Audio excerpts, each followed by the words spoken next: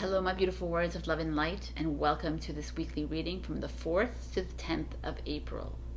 We kick off this week with Mars in conjunct to Saturn. Mars is our warrior planet. It rules Aries and Scorpio. Aries is our emperor. Scorpio is our death card. I bring these up because I like to bring in the tarot as well. Mars is our action card. It's our do card. Our emperor is that as well. When we see the emperor in the readings, it's always like an action that's being taken. Here he is like just sitting comfortably on the globe, on Earth, and he has a chess piece in his hand. Like he's trusting in his plan. He's trusting in the divine plan. And the Scorpio is the death card, which is rebirth, renewal, regeneration, is moving away from an old energy and trusting in the plan. Conjunction, it's conjunct with Saturn. Conjunction is an alliance. It's like Mars and Saturn are like dancing together in the celestial solar system.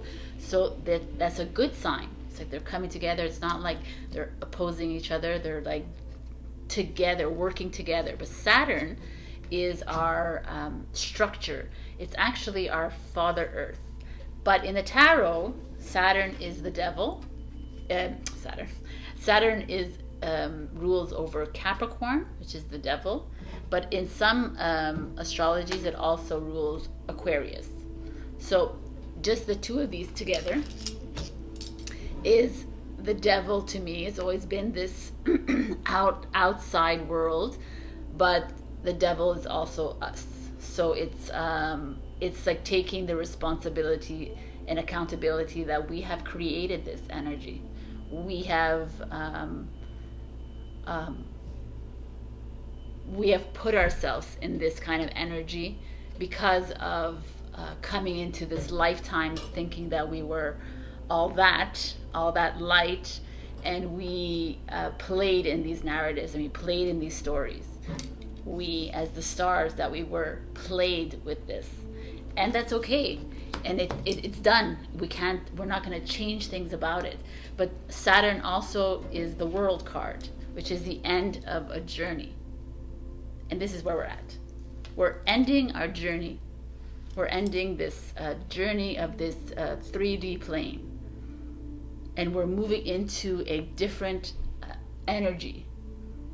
But before we get to that energy, that's why Mars and Saturn coming together is kind of like the divine masculine, which these are both divine masculine planets, Emperor and the Devil. They're very action planets, doer planets.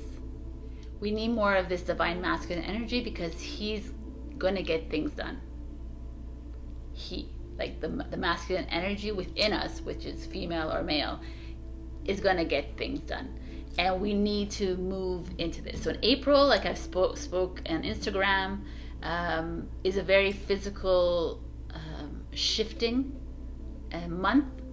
We are, like in March, many of you felt it. There was a lot of physical symptoms, but a lot of emotional, mental, spiritual, however you like described it for yourself. But there was more of a timeline shift, more of a awareness of self as well. And in April, we're going into an awareness of body. Like our bodies are going to start to shift and transform and change. Our appearances are going to change, and that with that comes a change of our outer world as well, which is, so we're the inner and there's the outer. So how I want to describe this is our land, right? We are stars, and this body is our vessel. And Mother Earth, same thing. She is plants and animals and nature and trees, but that's her body. And her inner core is her, which and we are inhabitants of her. So in December 24, 2021, the stars ended their personal journeys to become one world consciousness. So what happens when we start to change, when we start to feel the feels, when we start to like work through our fears and our insecurities and our guilts and our anxieties and our stresses and when blah blah blah, all of it, when we start to work through it, our body feels it, right? We get aches and pains, because all of it, it's all connected. So when Mother Earth is us and we start to feel these feels, where does these energies go, right? She needs to clear them as well. She needs to filter all these energies. We've done her wrong because we've taken away from her. We've allowed to make everything about us. Like, oh, I'm feeling anxious, I'm feeling stressed, and I'm feeling this, without really realizing that we're putting this out onto her as well. Like, we came in with this oneness, and now we created the duality of it. Like, you're Mother Earth, we don't care about you that much. We hug your trees sometimes, and we put money into you for climate change, whatever. But really, because it's not about that. It's about how you treat yourself. Because the way you treat yourself is how you treat Mother Earth. Yes, I know. I came to that realization a few weeks ago, and I was like, wow, wow, and wow, because we're all one, and that's how we are. Like, I felt for this too, this whole thing, and I understand it. I understand it a lot more now. It makes much more sense, and even while I'm talking to you, it's like making more and more sense in my mind as well, because how you treat others is important, right? How you love and kindness to others is reverberates, right, to that other person, to the others around you. But we need to change it up in our minds also and think about the whole of it. So April is going to be shifting of the land, earthquakes, volcanoes, flooding, turmoil, wars, all of it. All of these are results and the consequence of us, of all the anger, the sadness, the protesting, all the you're right, I'm wrong, you're good, I'm bad, you're evil, this, all this is on us. So how do we rectify that? We have to go into our hearts. We have to forgive ourselves, but we also have to take accountability for it. And when it happens, because it has to happen at this point, right? She just can't say, oh, thank you, I forgive you, it's really great. No, it's like, it's there. It's all the energies. There's 8 billion energies here. And she has to clear from her core. And it's going to clear. And it's needed to clear this way.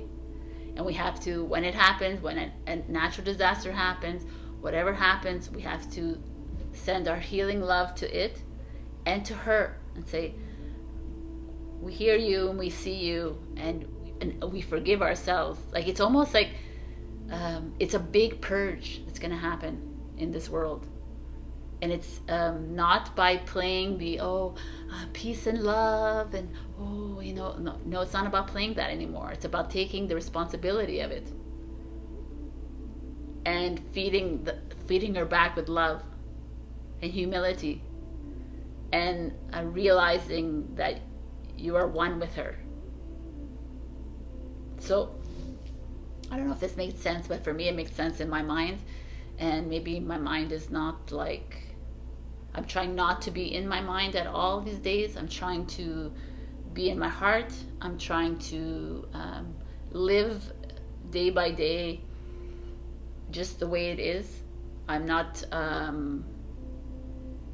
relying on the past anymore. I'm not relying on the future anymore. I know the future is grand and it's beautiful, and we're gonna have to get there. It's gonna be a bit rocky as we move there, but we have to go through these motions. We have to go through these motions. we have to release these structures. We do. We have to walk through these uncomfortable periods because we created them. And once we take accountability and responsibility for them, it'll be much easier. But if we live forever in this world of fantasy world and illusion, then we won't. We're just gonna keep looping and keep looping and keep looping, and everybody, and like how you feel today, if you're depressed today, trust me, millions of people are gonna be depressed today because of you. It's that easy. And all those millions of people who are depressed are gonna affect Mother Earth, Mother Nature. And it's going to get bottled up inside, and she needs to erupt. So this is just a little like, this is what I feel, what I've been told. Again, like we always say, I always say that you don't have to listen to anything I say to you. If it resonates, whatever. If it doesn't matter. It's something, messages that I've been getting, and it's making more and more sense in my heart, and in even my mind. It's making a lot of sense, and it's triggered me a lot, and it's in those triggers that I have been able to find peace, a little bit more peace with myself, and I've been able to understand a little bit more of why we're here on this earth. But like I said, we're all learning, and there is a lot of unknown out there, and I'm like actually falling in love with the unknown, because I don't really want to know what tomorrow is going to bring me. And it's kind of amazing that way, because things are manifestations are coming quicker for me. Things are just falling into place, and it's because I'm not putting all this thought into what should be, what could be, whatever. It's kind of beautiful, so, and poetic. So enjoy these energies. There will be a moment for you guys that whoever here is like indecisive about something in a situation in their life, if you feel like you're dragging your feet on making a decision, Mars and Saturn is going to bring you a little bit of fire up your butt. It's going to say, hey, it's time to make those decisions, right? It's time to move on it. It's time to be able to sit on your laurels and make these changes, because it's time to end this journey that you're on and move into something new, and remember the essence of who you are, and embrace even the fact that you were this at one point in your lifetimes. Embracing the good and the bad of you is how you reach neutrality, and how we like find a way to walk through these destructive timelines that we've created for Mother Earth. So this is my this is my little talk of the day, of the week. I want to be completely like candid with you of where we are in this world, and I fell for a lot of timelines, and I fell for a lot of narratives and storylines. I did, but this is a learning. This is us learning and growing. So like I said, I always say, you don't have to follow anything I'm saying. If you're just listening to me, that's great. But also, what's really important for you right now is to start quieting your mind and listening into your heart. That's like the key to all of this. So I'm going to be giving a giveaway right now for a free reading for everybody who commented yesterday. So let's see who it is, the winner of this reading. All right. Romina Constantini. All right. So reach out to me on YouTube or Instagram or Facebook. Just direct message me, and I will send you ask me a question, I will send you, and then I'll send you your reading. So you can ask me a general question or anything you want, and I'll send you a little mini reading. All right. I love you guys, and thank you for listening to me, and I will see you in your readings. Your readings are amazing this week, very introspective and insightful. So I will see you there. I love you. Bye. Hello, my beautiful Aries. We got Seek the Lesson. So, I like that. I didn't realize this in Instagram, but I like that it's green wolf, because that's heart chakra. But Seek the Lesson to me speaks of, I feel like some of you are being confronted with some uncomfortable situations in your life, people that you're meeting, maybe decisions that need to be made, just something that feels, or something has happened to you that you don't understand why. And this is saying, just instead of looking at it as like a bad thing or a good thing, or looking at it however you want, like instead of putting thought into it, see it as a lesson in your life. See it as something that has come into your life because you actually planted it there in your life. Or maybe it's there because you are needing to look at a bigger picture. You need to looking at it. It's actually helping you better your life, or helping you see something more clearly around the situation, not necessarily because of that. Right? I can go on to many different scenarios, but let's just do this. So this week I did 2 different decks. So let's just see what's going on. We have 8 of materials, which is the 8 of Pentacles, which is work or school, or something like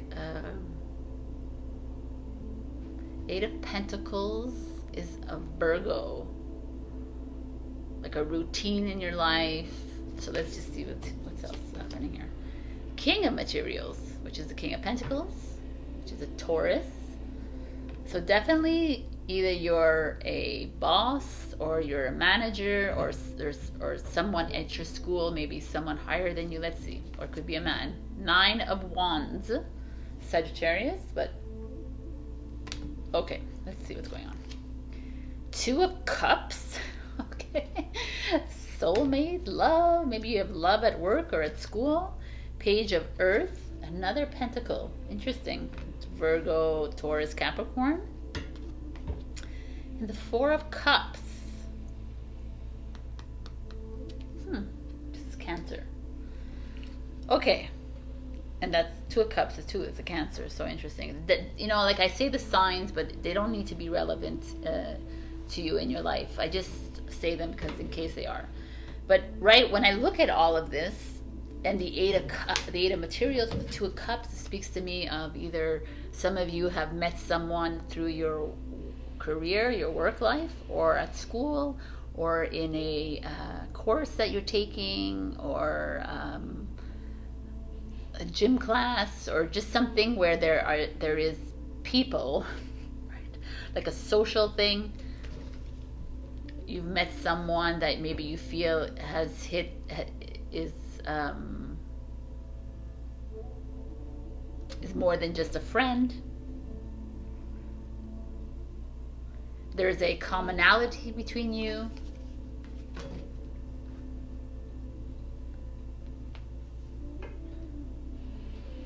Two of Cups can be a choice as well that you're taking. Maybe some of you are needing to understand why you maybe you've lost a job, why you've had to change the direction in a job, why there's like a choice that you've had to make, but towards something that you actually love to do, and you're finding yourself in that situation. That could be it too. But the King of Materials, the King of Pentacles, showing up with the Page of Pentacles, which is both our Earths again, is showing to me that this could be a father-son situation in your life that is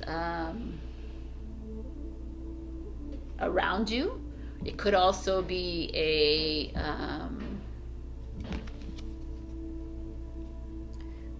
feels to me could be a parenting issue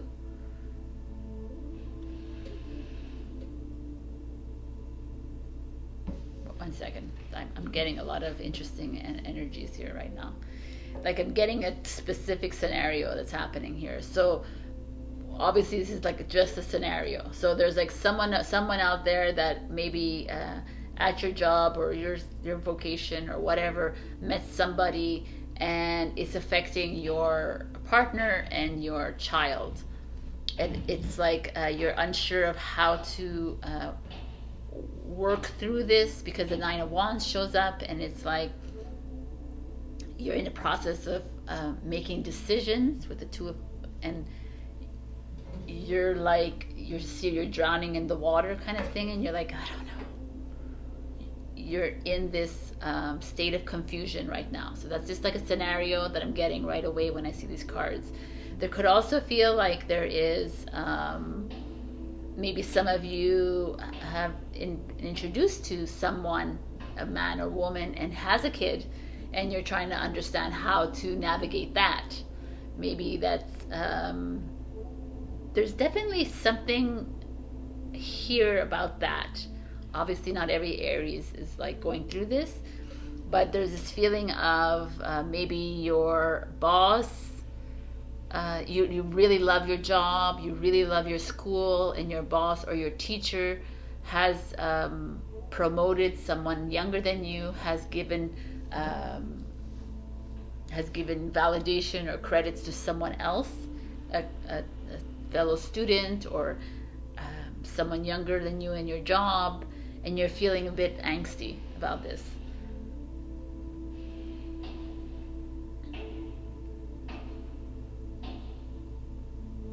Also speaks to me of like what the area of your life is that you found love in, or you finding this passion in. Maybe some of you are jumping into it as a solopreneur, like an entrepreneur, and you're just like Page of Earth could also be like you've put a business plan out, you've created this, and you're just going for it, and now you find yourself like contemplating, was it really a good idea? It's not really happening really fast. It's not, but all these situations that I'm giving you here is like, look at the lesson. What is the lesson being taught? Like, put up that mirror in front of you and say, why is this presenting itself to me right now? Is there something I need to look at within myself? Is there something I need to look at? Am I jumping into this business because of other people? Am I doing it for me? Am I doing it for my child, or for my husband, or for my partner, or to prove something to other people? Like, there's all these scenarios happening in my mind right here. So there's a very interesting dynamic happening for you, Aries. But I know that you are being asked to really pay attention to this, because a lot of you are ruminating a lot on this.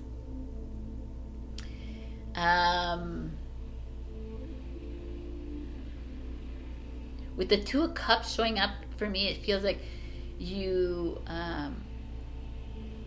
it feels good to me. It feels like the right choice, or the if it's something that you went into haphazardly or whatever, or maybe you made the decisions to get here, but it feels like it was meant to be. And I think you're in your own way with the Nine of Inspiration and the Four of Cups here. You're like you're standing. Nine of Wands is like contemplating over the decisions that you've made, and the Four of Cups is not trusting your choice, even though it's like, look, it could be luxurious and it could be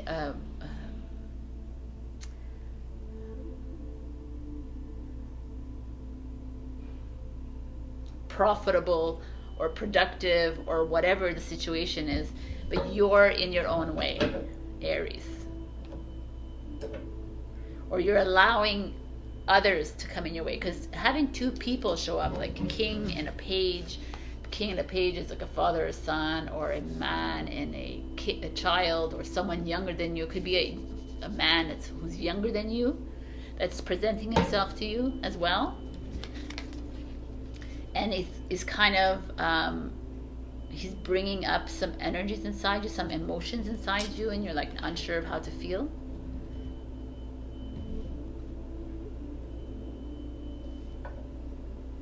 definitely feels like that. I know it's like it feels very specific, but when you get like personality and court cards, it really feels like it's about the people in your life. Maybe it's like you're having to look at your marriage, your partnership, your relationships, and you're having to see and better understand why you're in this right now in your life, or understand why this happened with your partner and your child, and look outside of it, outside of the narrative, perhaps. Whatever it is that I feel like some of you have worked hard to get to this place, and you're still finding yourself like doubting yourself. You're doubting your next steps, you're doubting your visions, you're doubting the love, you're doubting whatever it is. You're not choosing to see how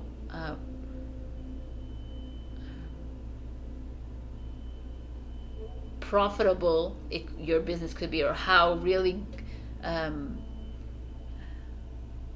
well adjusted your situation is at this moment in time. There's just this feeling of you not trusting yourself, Aries.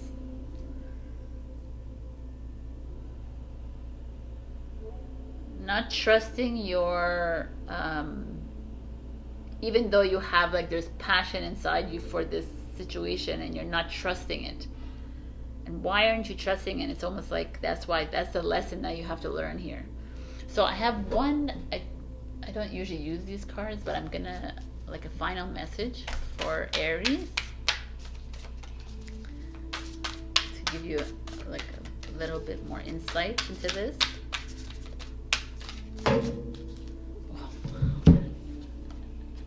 Reflect on your truth.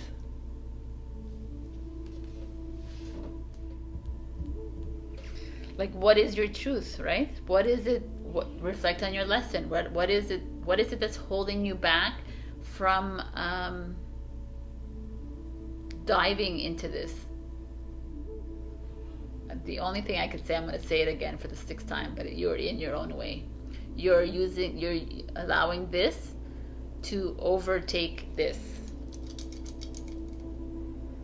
and which is beautiful because the heart shows up in this card, and it's time to reflect on it, what it is that you need to know for yourself. Wake up call. I wanted to see what that was.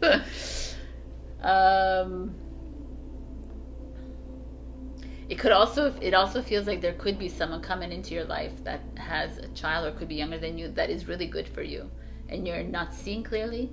So pay attention to what's going on this week with these people in your life, male, child, or younger male, or whatever it is, and start trusting you, my beautiful Aries.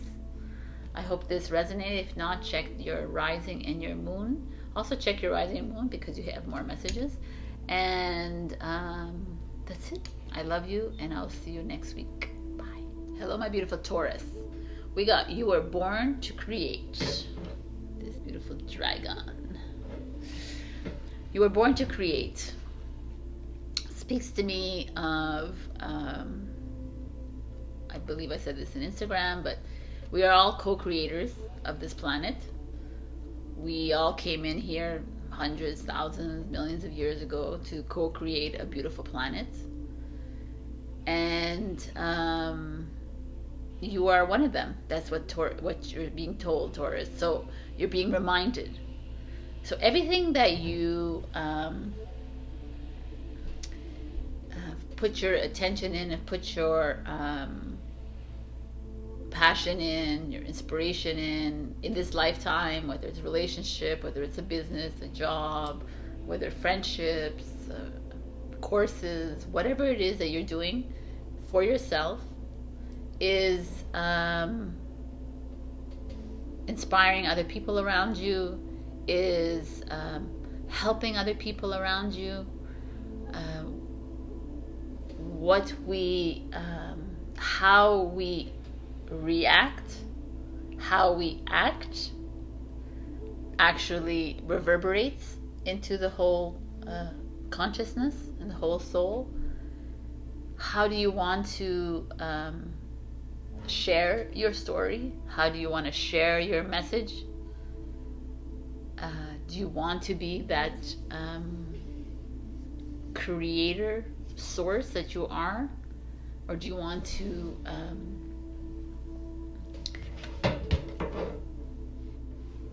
I feel like there's like you were born to create, so maybe some of you are in the process of creating a new self, I guess, or a new business, or a new relationship, or what have you. I just feel like some of you are in this interim process, and you're being asked to remember how you have the power to do and manifest whatever it is that you want. It's pretty good for Taurus. All right. Let's see what we have here for you. We have the Hermit, which is the a Virgo energy. We have the Two of Voices, Two of Swords, which is making a decision. The Justice card, which is a Libra. Interesting. Right there is like a lot of things right there. It's like, I just say, like right here, it's like making a choice. Justice is marriage, divorce, separation. It's like a contract, business.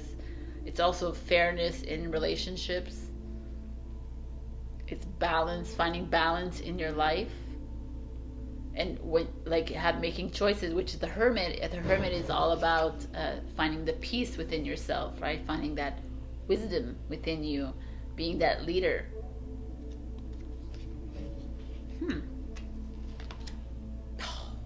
We've got the Justice card again. All right, people. This is interesting energy right there. Definitely something has come. There is a you are a co-creator of your own destiny. So it's like almost time to make these decisions when it comes to these areas of your life. Okay. King of Pentacles, Taurus, showing up right here, or it could be a man. Oh my God. The Empress, which is a Taurus Libra. Okay, I'm not for anything, but we have Taurus, Taurus, Libra, Libra, Libra. Two of Swords is a Libra. Okay, so obviously it doesn't have to do with Libra in your life, but Libra energy is all about finding the balance within yourself, within other things, within relationships, within. And the King of Earth and the Empress show up, which is like man and woman energy, very divine masculine, very divine feminine energy. And it's and like when you show up in your readings, Taurus, it's because you're having to pay attention to this reading. You're in a process of making big decisions in your life. Justice showing twice. I don't think I've ever had justice show up twice. Justice showing up twice is like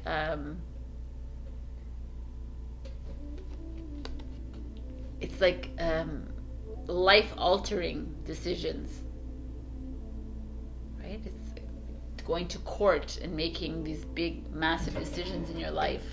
So I don't know, like, and then you're seeing a couple. So right away, I'm thinking you guys are having to make decisions within your relationships, your friendships. Maybe it could be work, your job, or your father, daughter, or mother, daughter, or something like family, or father, mother, father, right? But like whatever that. There is this, and the only solace you have here is the Hermit card.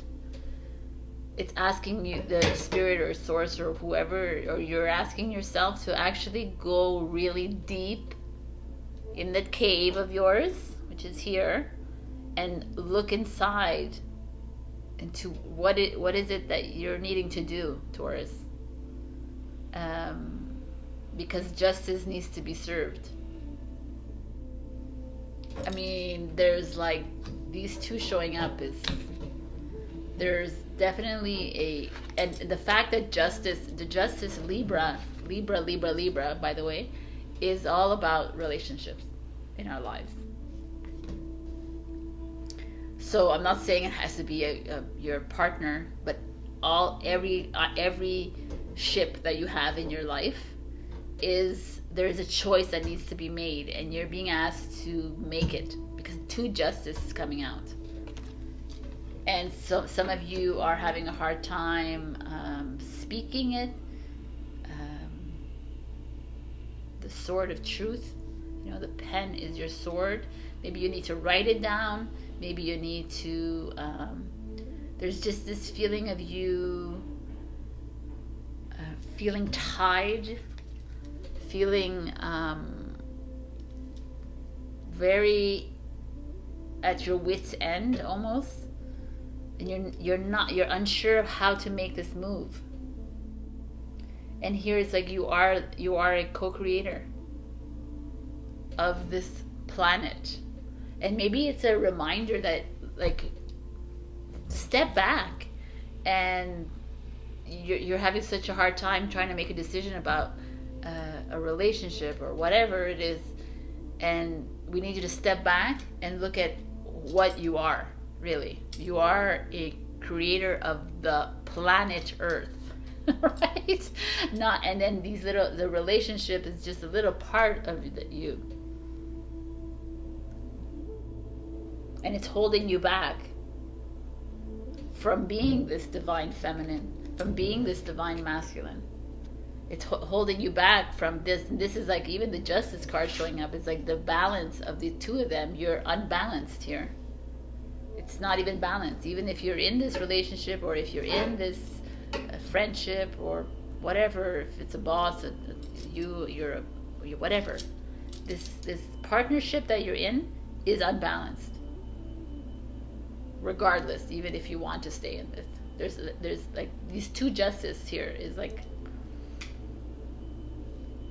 and you're being asked to look within, that you are much greater than what's on paper. It could be that you have like maybe to go to you have mentors, like you can go ask a man or a woman in your life that you deem like of higher, there's nobody higher than you, but you respect their opinions or the way of looking at life. Could be that, but I don't feel like it's that at all. I really feel like it's like a certain relationship in your life. Like we all have all kinds of relationships, and it's like you're not seeing eye to eye. There is a it's not healthy, and we find ourselves always at this place, Taurus, and it's like you're needing to go and really remember who you are. Remember that you are this beautiful dragon. You have the egg in your hand, and you can create however you wish. You can manifest your own life. You can create your own life. It's all within you, and it's up to you to choose that. Because you are powerful. Like you're showing up here, right, as the King of Pentacles and the Empress. You have all the power that you need within, the Hermit as well, to make these choices or choice. And there's not even like there's no like, oh, you can wait. There's no waiting. There's like, it's like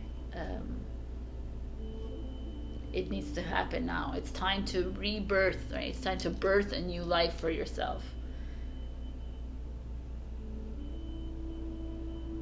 The King of Earth is like this beautiful, stable, financially stable energy. Like stop worrying about money, stop worrying about all the logistics of it, and do what is right, that's in your heart. Do what is fair for you. All right, so I'm going to give you one final message.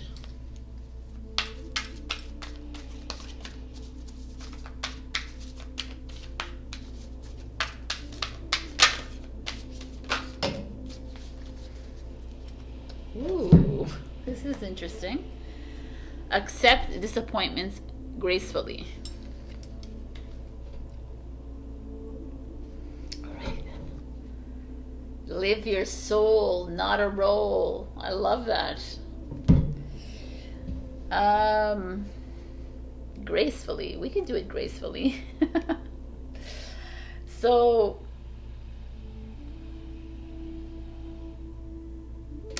it's interesting that this shows up, because for me, I feel like there is some form of disappointment that will happen, but either on your part or the other part.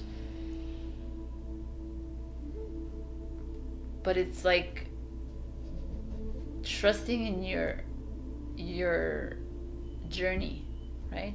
Trusting in the plan. Trusting that this plan is far greater than this, whatever the situation that you are in right now. And like this imagery is it's like you might disappoint someone, but look what's really inside you. Or you might disappoint yourself, but your true essence, your true soul is like emerging, and it's time to honor that.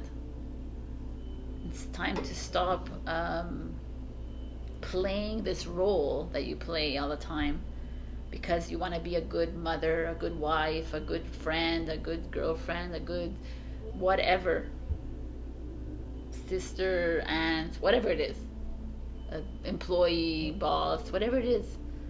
You're playing roles, and it's time to start honoring your soul, and start listening to your soul. All right, my beautiful Taurus. So this is your reading for this week. If this didn't resonate, check your rising and your moon, and I will see you next week. If you didn't check out the intro, I talk a lot about this shifting of lands. So take care of your body this week. Drink lots of water and do a lot of resting. I love you. Bye. Hello, my beautiful Gemini. We got respect your boundaries. I want to read from the book. Others will not respect the emotional boundaries that you set within your relationships if you do not respect them yourself. Know yourself, love yourself. If you do not accord yourself the same care you desire from others, then you will not be shown care. If you do not honor your own truths and dreams, then nobody else will. Honor yourself by treating yourself with the same care and in the same manner that you wish others to treat you. I love that, because this is really everyone that needs to honor themselves, honor their boundaries. If you, a lot of us find ourselves putting boundaries, putting up walls, or because we're doing it to protect ourselves, and then we notice that we don't really honor them and respect them, and we allow people to come back in, and then we have to start over from anew, right? So let's see what's going on with you, my beautiful Gemini. Page of Wands. Something new. Ten of Swords. A lot of angst here. Oh, the Sun. The Sun card. I like the Sun. The Nine of Swords. The Nine of Swords. The Nine of Swords. Okay, what's going on, Gemini? I feel a lot of angst on your part. The Queen of Fire. It's nice.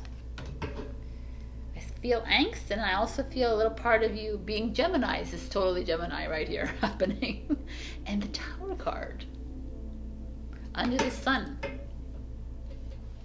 Very Gemini. We have like angst, and then we have like strength of like a wands, kind of a wands energy, like fire, fire, fire, air, air, fire.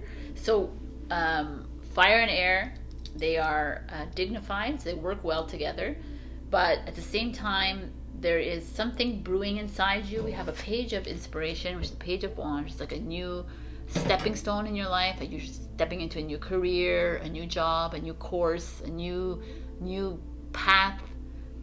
Yet there's the Nine of Swords underneath it. So the Nine of Swords is actually the saddest, most depressing card of the tarot, which is like insomnia, like overthinking, worries, stress. So here in this deck, she's like standing there with her wings at like shoulder length out, and all the stresses are all around her, but she's trying to keep her head up high. So I feel like that is something that's going on with you right now, which is interesting because respecting your boundaries. Maybe some of you have stepped into something new, like a new relationship or whatever, a new job, like I said, and you're still feeling people are like stepping all over you. People are still like not respecting your boundaries, or not like allowing you to grow, or not allowing you to express yourself. And it's interesting, the Ten of Voices shows up, which is the Ten of Swords right after this. Nine of Swords, Ten of Swords is like having dealt with all these energies of stress, and see that she's being stabbed through her heart, through her whole body with them, because she's at the end of it. She's like, I'm done with people like telling me what to do, telling me how they feel when I don't want to hear it, telling me how to run my life, telling me, like, there is this feeling like this here around you. And you're kind of battling it all the time, because the Queen of Fire and the Sun show up. The Queen of Fire is this like fire energy. She's an Aries energy, and it's like, it could be Aries, Leo, Sag. This is a Leo, but it's usually depicted as an Aries. But it doesn't matter. It's who she represents. She represents this like don't F with me kind of energy. Like I could be your best friend, but I can also be your worst friend kind of person. I could be your frenemy, like kind of thing. It could be there's someone around you in your life that is this. Could very well be that, actually. Or it could just be you standing up to all this crap around you and saying, no, I'm not taking this anymore. It's not my problem, it's your problem. I feel like there's people around you that are just weighing their heavy shit on you, or they're creating this for you to like take it on, or you're taking it on yourself, right? You are an air sign. You're overthinking things, and there's opportunities. There's like the Page of Wands, the Sun is here showing up. These opportunities keep coming up into your life, and you keep sabotaging them, maybe, or there's someone around you that keeps sabotaging them, and you keep coming to a situation in your life, and you keep like, okay, I need to like get out of this again and start out fresh again. Because the Tower feels like it's a loop. You keep looping around all the time. If something great happens to you, Gemini, you're like on a high, it's really good, and then someone disrespects your boundaries and comes back in and gets you going again. Like, oh my God, I don't deserve this. I am not worthy. All these things. And then the Queen of Wands, the fire energy inside you gets in. It's like, hello, who are you, Gemini? And then you start to see the light, and then again, someone comes and puts that spoke in the wheel and like puts you back down again.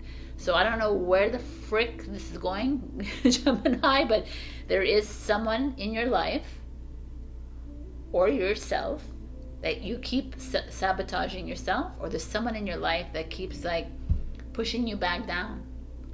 And it's time to stand in that light that you are. It's like it's time to overcome this tower that keeps showing up in your life. You keep falling back into this. Like it's all like this. Like look, if you can see that, these are like these new, like amazing energies, and then here is like, and then again, right? And it's like, so Gemini, there's some work that you need to do on yourself. You need to really fight for yourself, fight against, I guess, these people or these energies that keep showing up in your head, these thoughts that keep saying, oh no, you're not good enough, you can't do it, da, da, da. You need to squash that crap.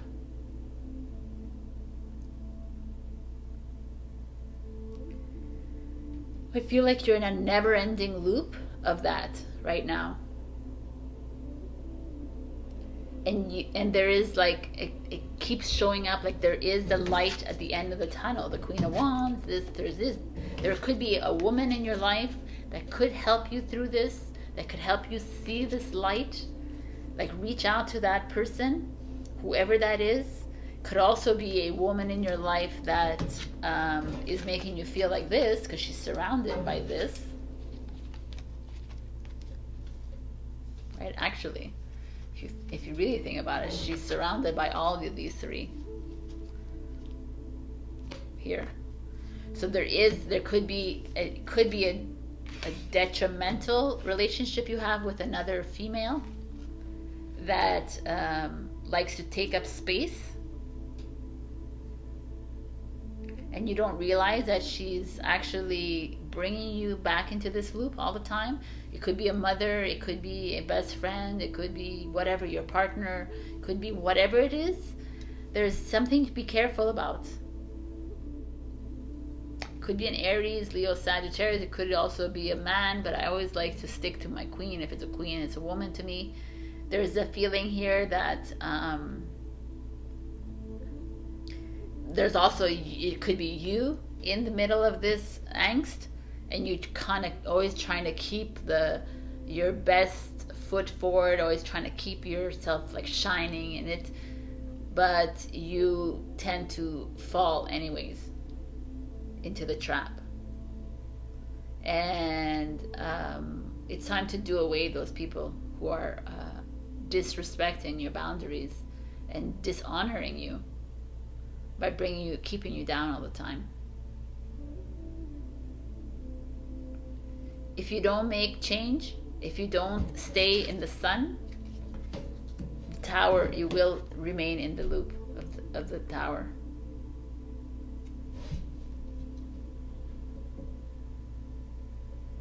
It showed up for a reason. I even asked when I was doing it if I could take another one. They're like, no. I'm like, okay.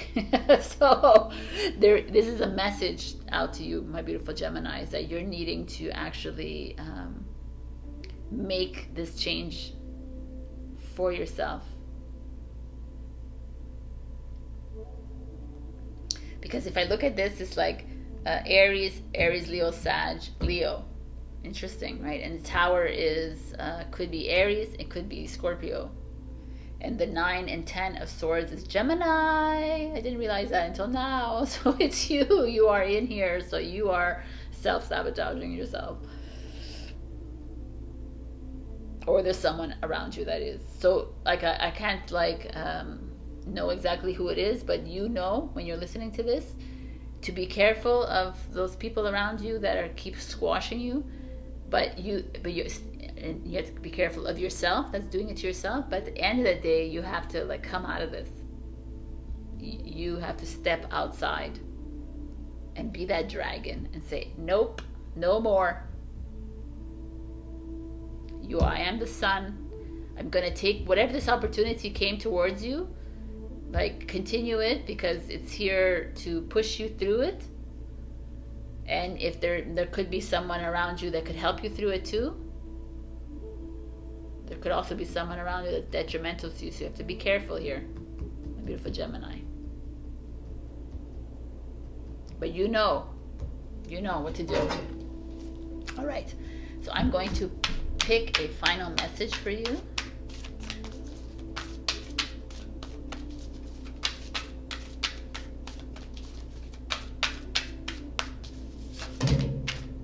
Oh, lots of messages. Okay. I'm going to take them all. No. Alrighty. One message. Be decisive. Oh, that is interesting. Be decisive. What is it that you want in your life? What is it? Who do you want in your life? Who's honoring you? Who is disrespecting you? Who is respecting you? Who's dishonoring you? Right? Start to make that list and start to say goodbye. Or start to say hello. But this is not going to help you. It's not going to help you in the long run. You're going to keep always going back, and it's like and playing victim either is not like a new energy. It's an old energy. It keeps you in the loop as well. It's time to shine. I love you, Gemini. Check your rising and your moon for other messages if this didn't resonate. And we will see you next week. Hopefully by next week we'll have more sunshine. All right, I love you. Bye. Hello, my beautiful Cancer. We got challenge your perception. I actually love this card for like every single human on this planet. But let's read what it says for you right now, and then I will give my little 2 cents. You cannot challenge an outdated perception or the one born from a lack of understanding if you are unwilling to put aside your feelings and beliefs and embrace another's point of view. To do so makes aware of the whole and stands you up on high, where you can see that both parties involved in a dispute can act against an injustice. Both can be right, both can be wrong, and what one may perceive to be harmful may be seen as both healing and beneficial by the other.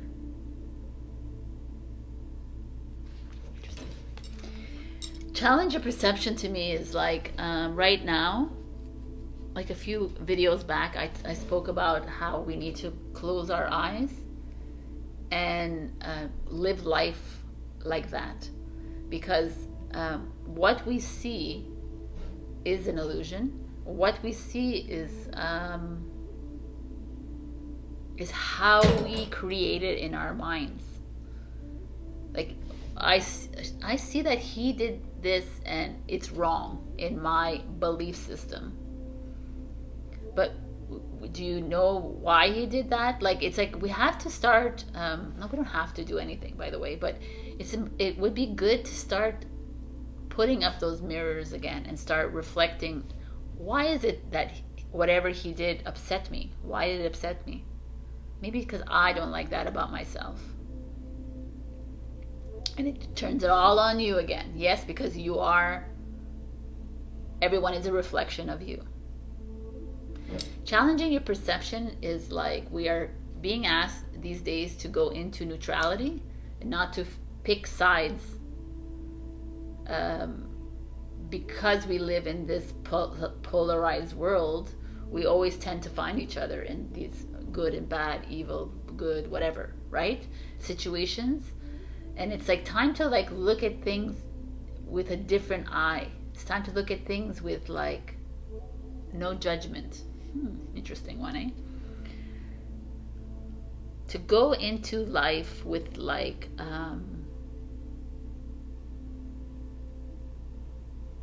to go into life with neutrality is something else, though, let me tell you. All right. Okay, I won't talk about my personal life here. So let us see what's going on. We have the Knight of Swords, which is a Gemini energy, but a Knight of Swords energy is like a conqueror, warrior. He is one of our, what we need in a battle at that point. He's like, gets the job done. We have a Two of Wands, making decisions. The King of Voices, which is the King of Swords, which is in Aquarius. The Strength card, which is the Leo. The Nine of Cups, which is beautiful, which is Pisces. And then we have the Four of Pentacles, which is Capricorn. Interesting. What an interesting pull here.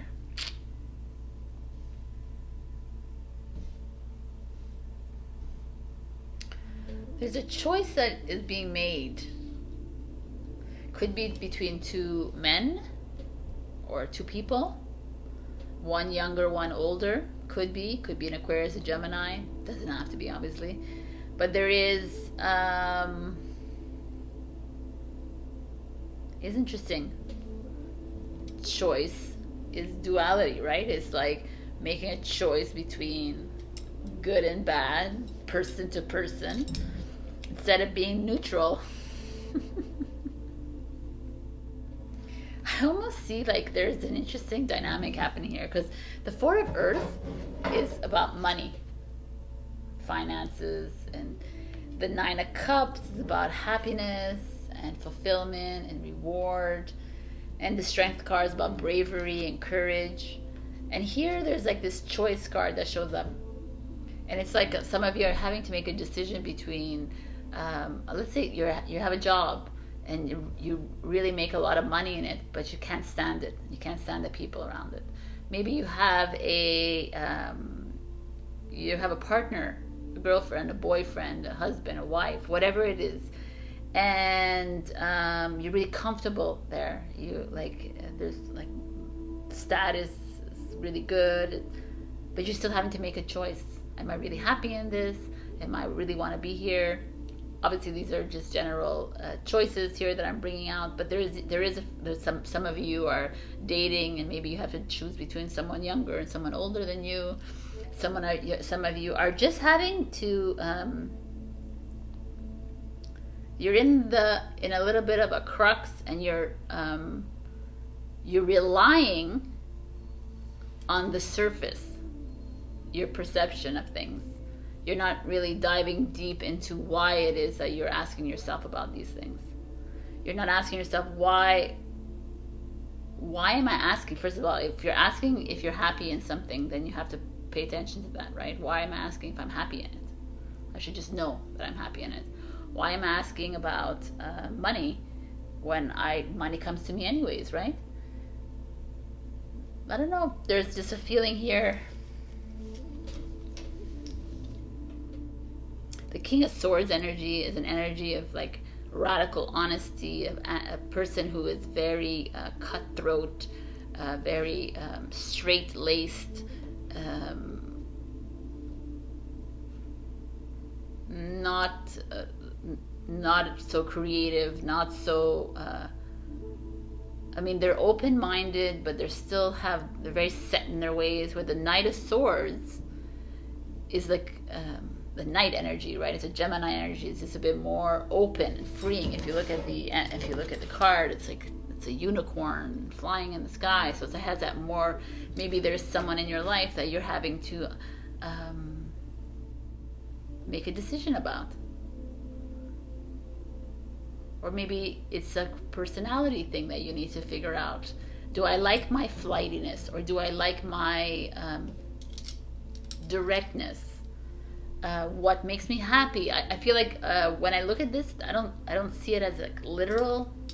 I'm seeing it as a whole reading, and I feel like there's like a lot of you are on a seesaw right now. You're like trying to understand what it is, how to take the next step in your life when it comes to like your job, when it comes to your relationships, when it comes to everything in your life. You're like kind of on a rock and a hard place, between a rock and a hard place, and you're and spirit is like, let's challenge your perception. How are you actually making these decisions? Are you making these decisions because of it's like good money, or are you making decisions because you want, it makes you really happy inside?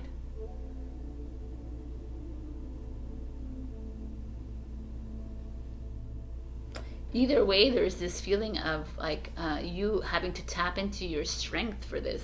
You're having to really tap into yourself, Cancer, and start to go within, like the strength for me, and the lion is always heart, right? You have to go in there and say, okay, what is it I really want in my life? And just like do that. Stop thinking about your finances, your status, the whatever money can bring you. Stop thinking about will I be happy in the future? Will I not be happy? Instead of thinking about all these things, go into your heart and just live like that Knight of Swords and just fly by the seat of your pants.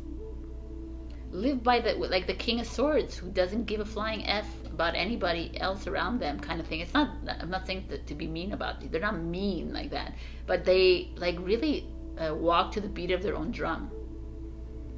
And you're here and you're like in this this flux position of like confused kind of, and you're unsure.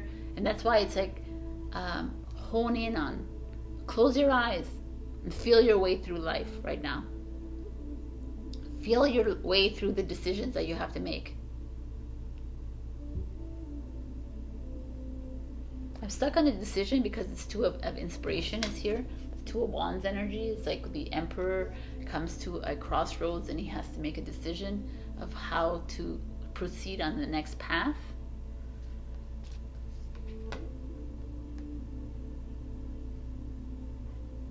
And the fact that the Swords energy are here, very thought, like a lot of thought process, and in the fact that the challenge of perception is here, I kind of like it all working together. It's like you're thinking too much about your next step. Stop thinking about your next step.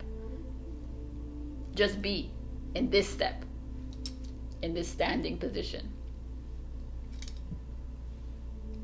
And know, like, that for me, Nine of Cups is beautiful. It's like everything is like lined up for you. Happiness is here and finances is here, but yet you're creating a stress in your life. You're creating situations in your life where you have to be at this crossroads. Instead of believing that you're the lion, you can roar like your way through anything by just really like going back into you, into your strength.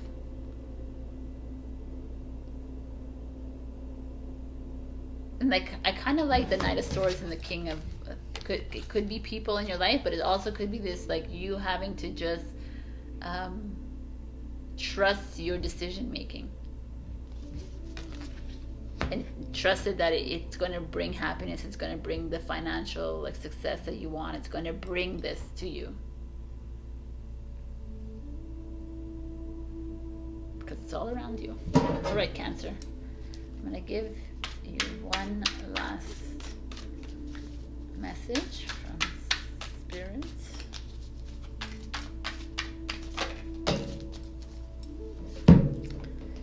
Why is this coming out? Address your addictions.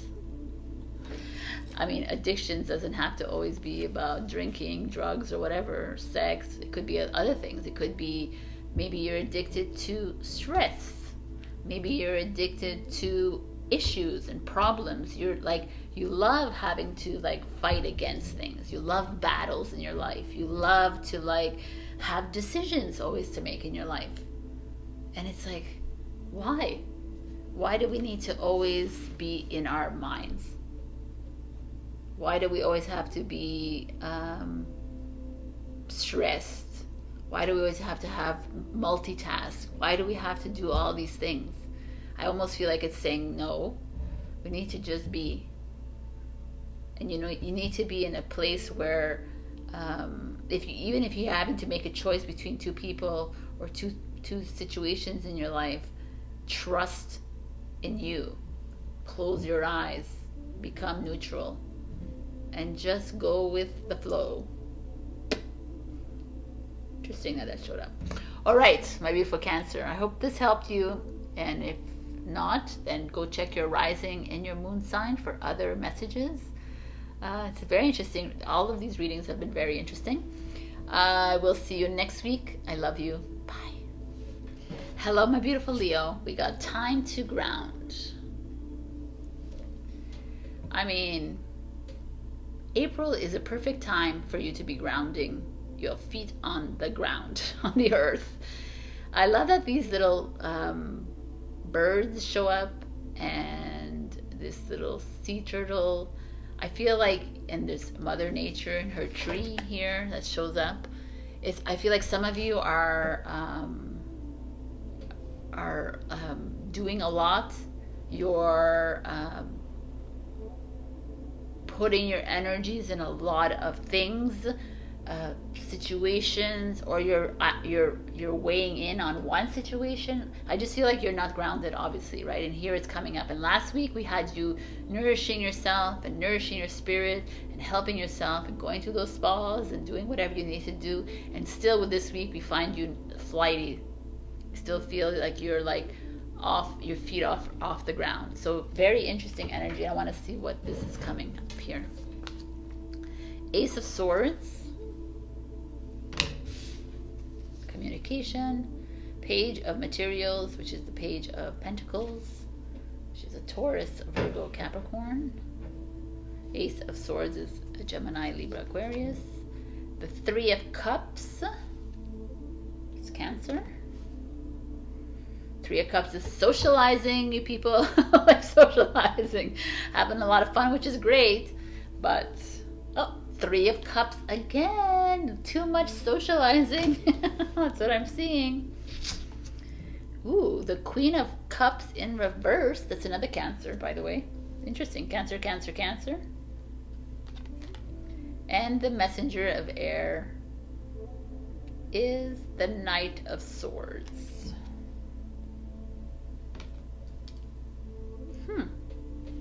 Gemini. Very interesting energy here.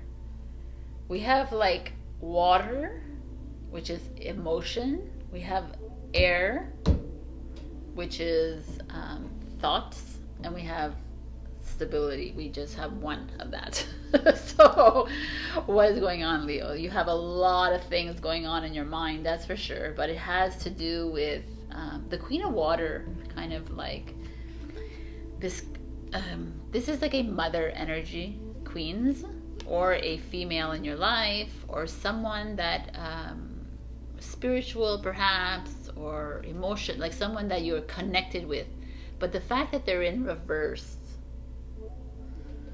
speaks volumes here, because I feel like maybe there is, and the page shows up on top. The page is usually a child, so I would say a child mother situation here, where the mother is maybe controlling over the child. It doesn't, you don't have to be, you could be a 50-year-old child, by the way, with a mother, right?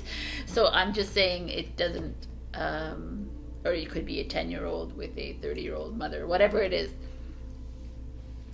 There is a little bit of a struggle with a female in your life.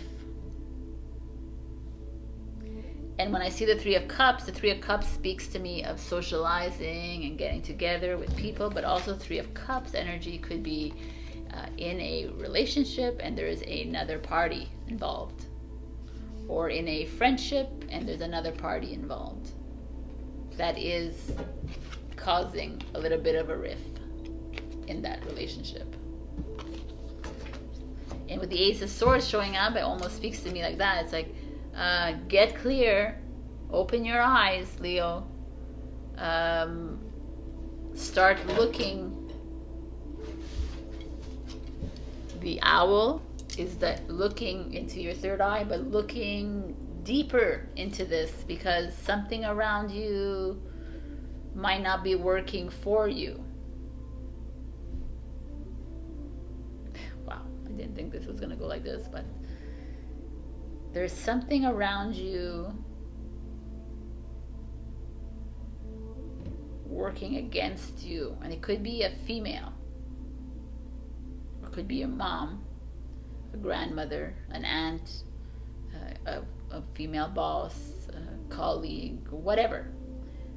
and someone that you've like actually had like you have a good bond with. Like Three of Cups energy is like, it's celebration, it's like coming together, like you've like partied with, socialized with, or you just have like a good bond with them. But the fact that this Queen of Waters in reverse speaks of like resistance, and the King of Swords in this Knight of Swords energy is here. She's just like luxuriating in the water or whatever she is, luxuriating in the air with her feathers. But the Knight of Swords energy is like a movement energy.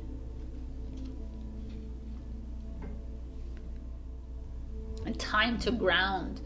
It's so interesting. And here it's all this like heavy emotions, heavy thoughts like around you. And maybe that's what it is, though. I think that you're like carrying something with you that is, you need to take flight, because this owl and this messenger is like asking you to,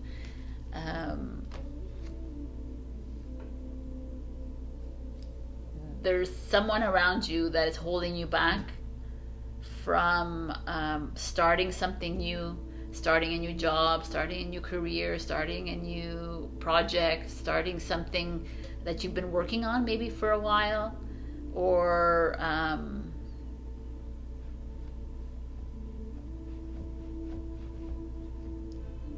you've done a lot of networking for, you've done a lot of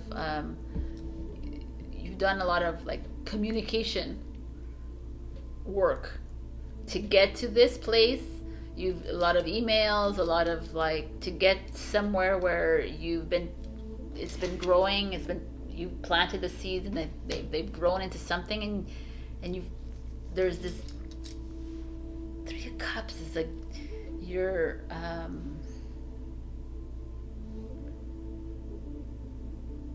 you've taken this time to revel in your success, in your progress, and you've been doing things to elevate yourself. But then this Queen of Water shows up, so it could be you. It could be you if you have Cancer in your sign, in your birth chart, or it could be you even like if you are holding yourself back from moving forward. But I just feel like it's someone else. I truly feel like there's someone in your life that's kind of keeping you from moving into the next step,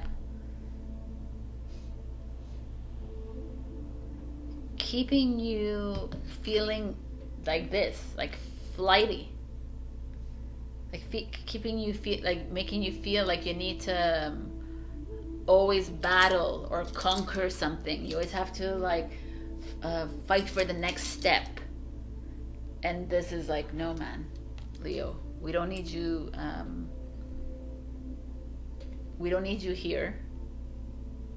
We need you here, and we need your feet on the ground, and we need you to take a few steps back, because whatever it is that you're working on with this page of materials here, or if it's like your child, or whatever it is, or it's like you're birthing something new, right? So you're a new job, a new relationship, whatever it is.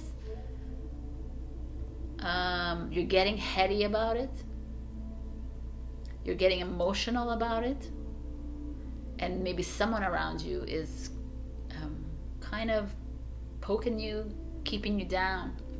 And that's why it's like, it's time to ground. Put your feet on the ground.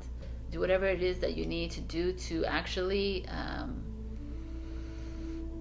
go inside you and figure it out what it is you want. What's your next step? Regardless of these people around you that are causing some, maybe there's like, maybe you're socializing too much, right? And you're not,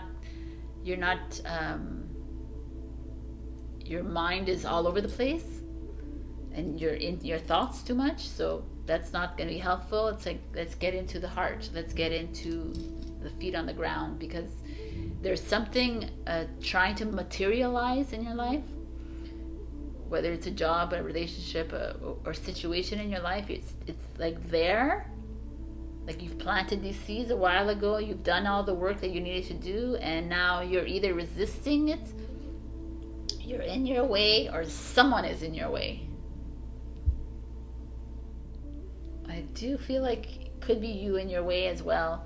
But I really feel like there's a lot of thought. There's too much thought process here. I have like a headache right now. And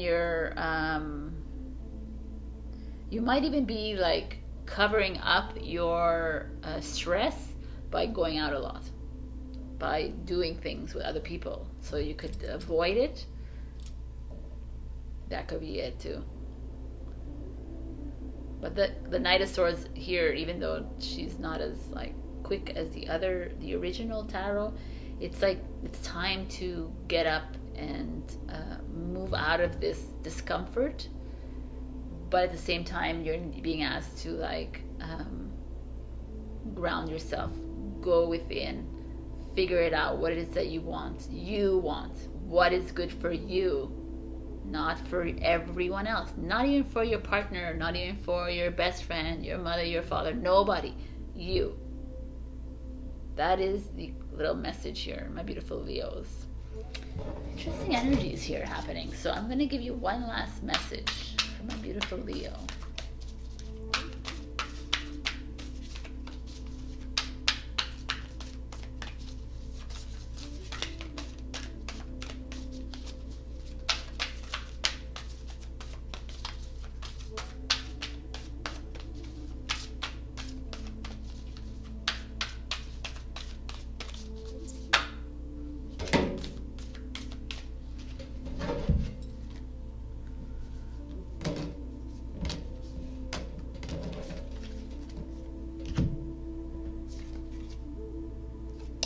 Let go and enjoy.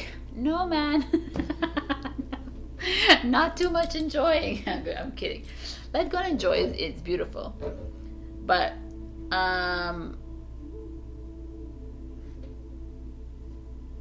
of course we have to enjoy our lives, and we have to enjoy, but I feel like there's a little bit too much socializing on your part, because you're running away from what it is that you're trying to conquer in your life, or the situation in your life that you've like brought to a it's like growing, it's at its growth peak, and you're resisting, or someone around you is resisting it. So let go and enjoy. Fine, enjoy the nature, enjoy yourself grounded on the ground, on the earth. I really just feel like it's time to get clear on what it is you want. It's there for you, and you're shadowing it with like external situations, and also there's someone around you that could be stopping you from moving into this next phase of yours. All right, my beautiful Leo. Can't always be let go and enjoy moments. All right, but that's here, so it's a beautiful message. I love you. I'll check you. I'll see you next week. Also check your rising and your moon for other messages if this did not resonate. I love you. Bye. Hello, my beautiful Virgo. We are all connected. I didn't realize there's like 2 dragons here. A wolf, an owl, a butterfly, a woman. Very nice. Sun and the moon. Got it all here. We're all connected. Let me read to you what it says in the book. We are dependent upon others for life.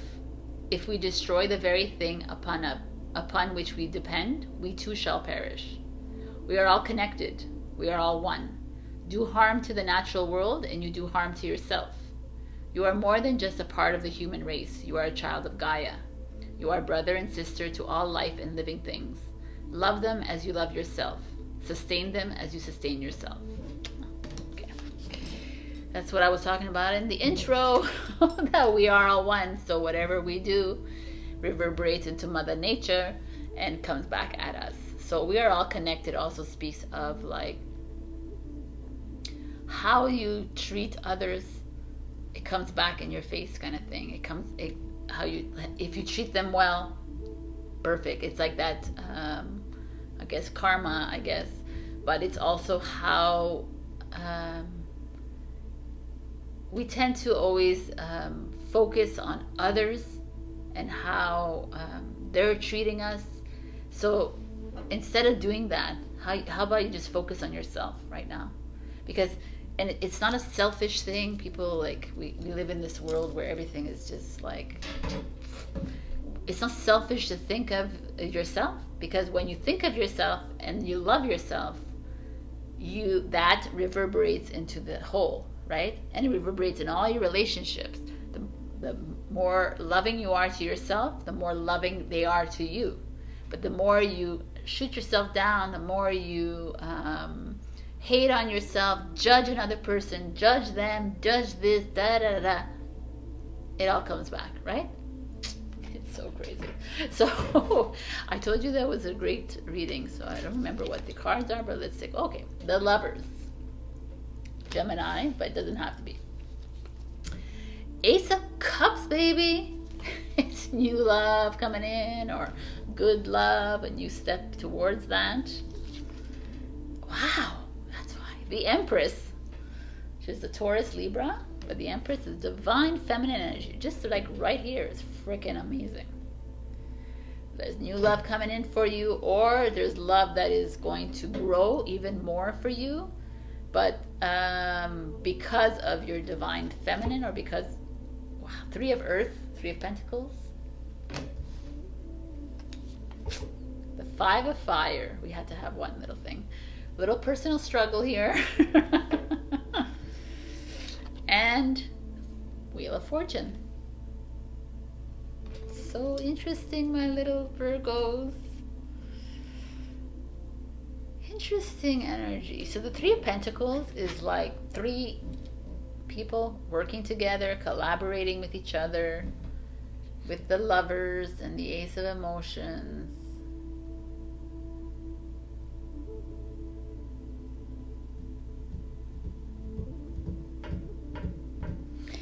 I mean, write this right here. Write this right here is like some of you are single. There's definitely love coming in for you. There's something new showing up, or something growing from something that's already existing. The Empress speaks to me of if you're a female and you're watching this, then it's like you having the one to be the core of this relationship, or this friendship. You're the one who has to make things happen.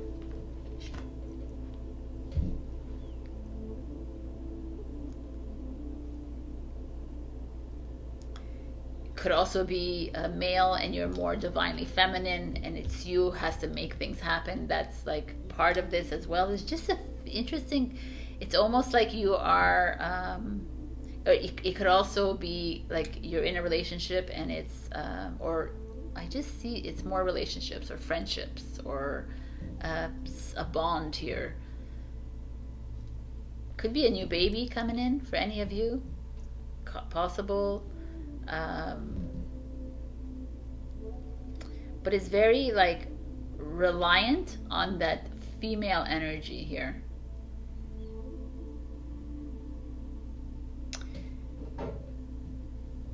It's like there's a Five of Wands energy, which is like a little bit of a struggle, a competition usually what it is, but maybe there's someone else in the picture.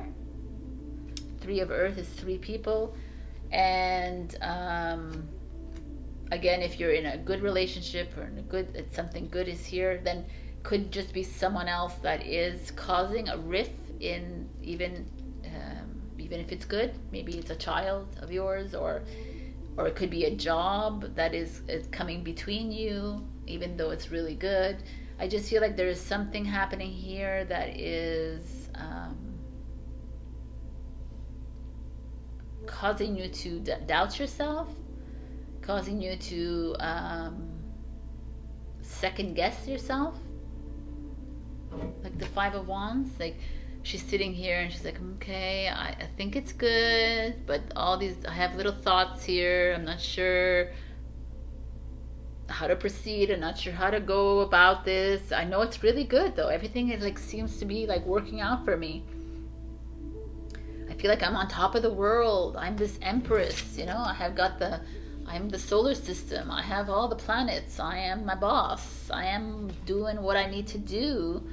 And yet there's a third party that shows up that kind of puts a little bit of a rook in your wheel. And then you kind of start to think, start to doubt yourself. You start to doubt the power that you are. You start to doubt all this beautiful love that's all around you. And I hate to break it to you, Virgo, but the Wheel of Fortune shows up. So it's almost like you have to go through this. You have to go through these feelings of doubt, and you have to go through these feelings of uncertainty, discomfort. It was part of your plan. It's part of your divine plan. Perhaps we are all connected. Means that, like, perhaps you are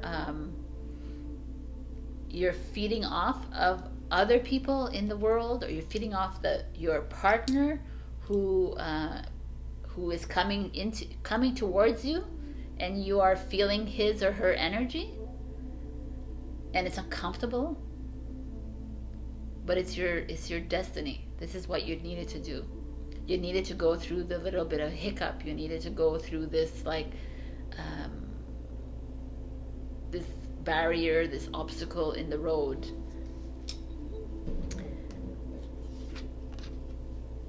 To go back to this Empress energy, to say, well, it's okay because I can handle this, because I love myself, right? I love myself. That's all you really need to say.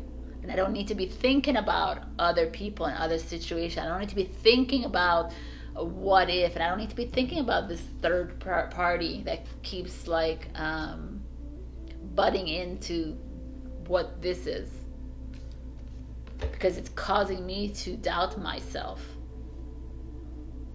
But I'm an empress, or an emperor, whoever's watching, and it's all part of my plan. I'm supposed to overcome this little obstacle,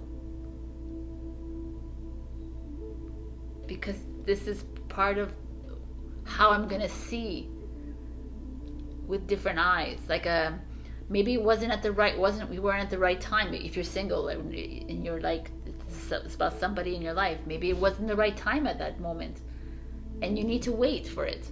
But you need to trust in it. Trust in this waiting time, and stop thinking about it, and just live your life. Enjoy your life as the empress that you are, the emperor that you are, and trust that the divine plan is going to show up. It could be you're in a relationship right now and it's really good, and there's still that little, like, uncertainty somewhere coming in from something else. It could be a job, it could be something else, and you're still like struggling here. Who are you?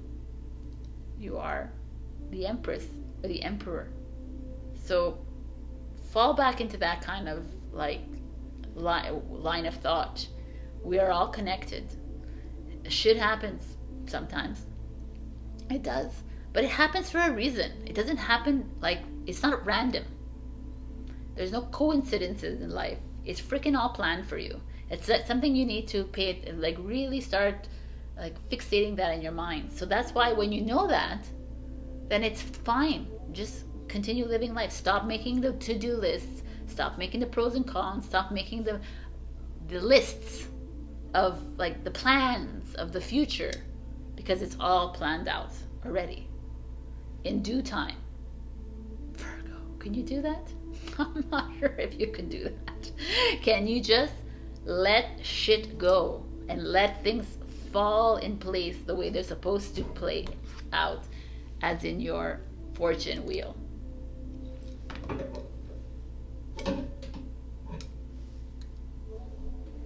Because it's gonna work. I mean, come on, the Lovers, the Ace of Cups, the Ace of Emotions, the Empress. This is freaking phenomenal energy to get. This to me speaks of amazing love, like you're in the right relationship, or if you're not there yet, then it's coming towards you, and you need to trust and stop thinking so much. And stop working on plans and things, and stop that. Because it's meant to be, whatever's gonna happen for you, my beautiful Virgo. I hope this resonated with you. If not, you check your rising and your moon for other messages. But meanwhile, I'm gonna give you, live life to the fullest. I'm gonna give you your message.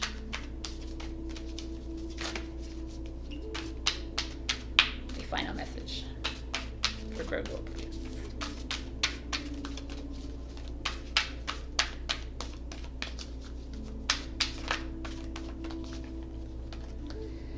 Laugh at your demons. What is that? Retreat.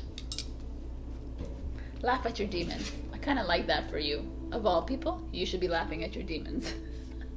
Laugh at the silly situations. Laugh at these little struggles that you have, because they're all there for you to look at yourself and to put that mirror and reflect and say, why am I in this situation?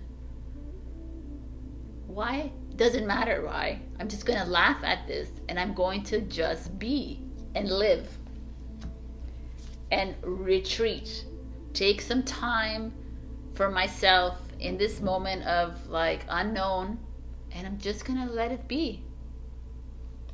This is like it's a common like message coming for everybody, but it's there. It's all there for you. And maybe some of you are like making problems for no reason. And it's time to just let it go. Because the destiny is here, it's calling, and it's saying, I'm here. It's going to happen eventually, but you got to let that shit go. All right, I love you. And I don't know if I said this already, but check your rising and your moon for other messages. And I think I said that already, but anyways. I'll see you next week. Hello, my beautiful Libra. We got Embrace the Feminine. I want to read from the book. It's a small little thing. Within ourselves, there are two aspects to our nature, the feminine and the masculine. Here in the present, you need to embrace the feminine aspect of your nature and let it guide your steps. Now is the time to be nurturing, creative, and to connect with nature, home, and heart. Listen to your intuition and emotions. Be respectful and compassionate. But remember, whilst you allow your feminine self to be dominant, you need to temper your gentleness with a fire that denies all meekness. Okay. So, embracing your feminine, even if you're a female, even if you're a male, we all have divine masculine and feminine energies. So this is a beautiful energy coming in, saying it's time to be creative, it's time to birth new projects, it's time to birth new relationships. Just approach situations in your life with nurturing instead of like a do or die kind of thing. Like, come in from your heart. So let's see what's going on in Libra. We have the Three of Swords. Okay. Heartbreak and grief. So some of you are dealing with something heartbreaking in your life right now, having to make decisions when it comes to a relationship. Maybe you have just lost someone in your life.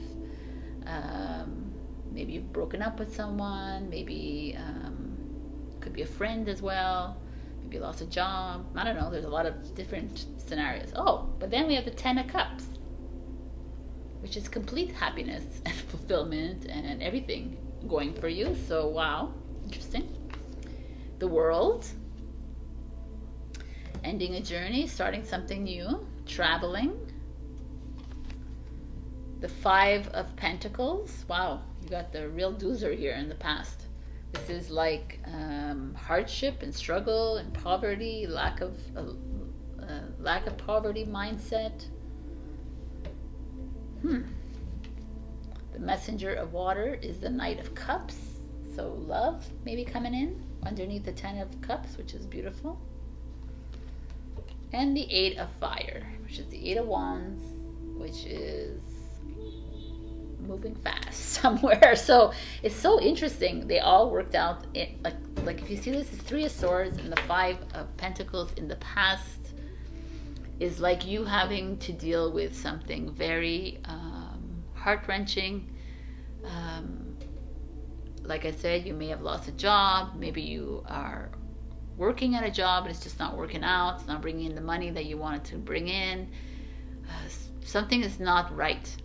Like you're diving deep into some kind of a hole here. You're feeling at a loss. You're feeling worthless. You're feeling like perhaps you're even self-sabotaging. You're not at your best, my beautiful Libras. There's something going on. So, like I said, you could have lost someone as well, and I'm sorry if you did. There's just a feeling of like your business is not going as you please, your job, your relationship.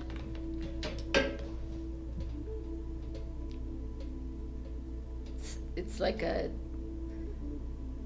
it feels like heavy. But then as we move into the present moment, it's almost like this happened to you, or maybe it's in the process of happening, but know that coming up is like the 10 of Cups, which is complete like reward and happiness, and the messenger of water is like your knight in shining armor coming in, or your princess of shining armor coming in, kind of thing. It's like this feeling of maybe you had to go through this, and maybe you had to see that you are worthy, that your next step is actually a positive sign. It's really it almost feels like the feminine energy of this world, right? We've been like used and abused for so long, and now we're entering into our grandeur, into our strength, into our love. It could also be the nature, right? Nature has been abused, misabused, and mistreated.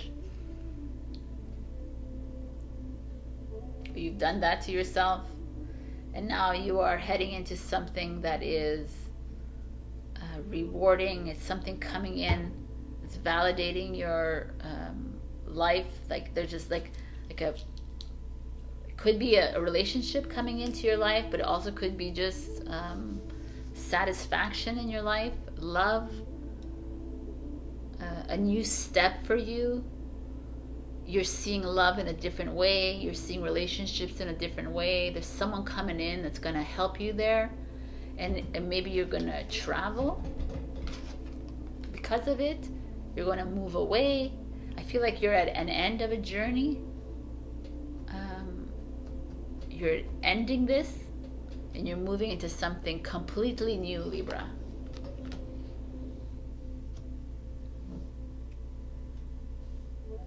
Yeah, I think that you hear with this could be like something that's already happened to you, or it's in the process of, but there's something that you needed to go through this to get here.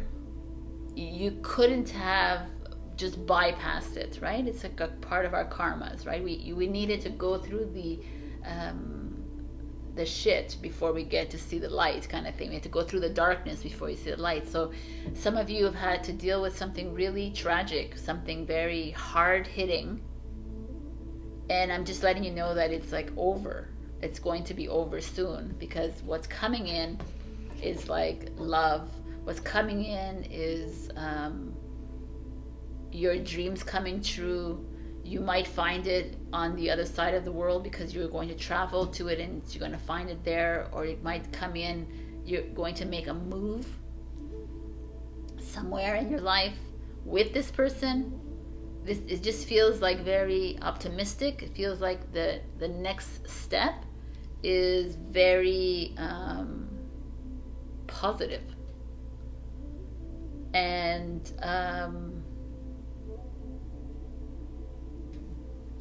get ready to be that feminine energy inside you. The feminine energy is beautiful here because, yeah, women or females can walk through this. They walk through these really tough areas of their life, but they always come out. They always find a way into their heart to shine. So know that's happening for you, my beautiful Libra.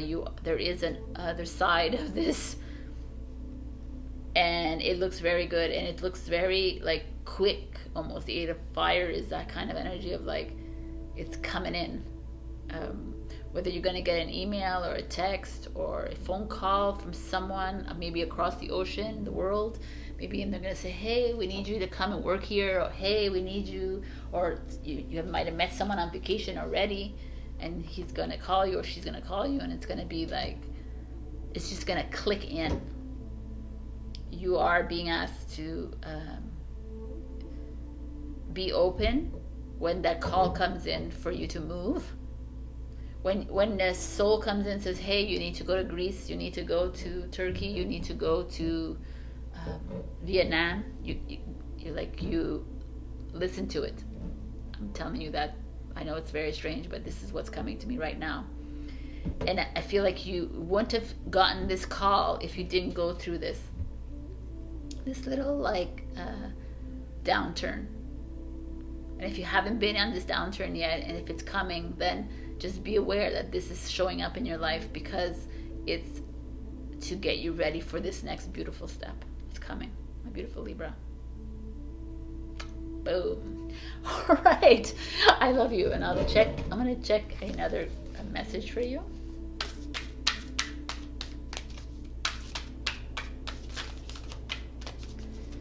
One last message for Libra, please. What do they need to know?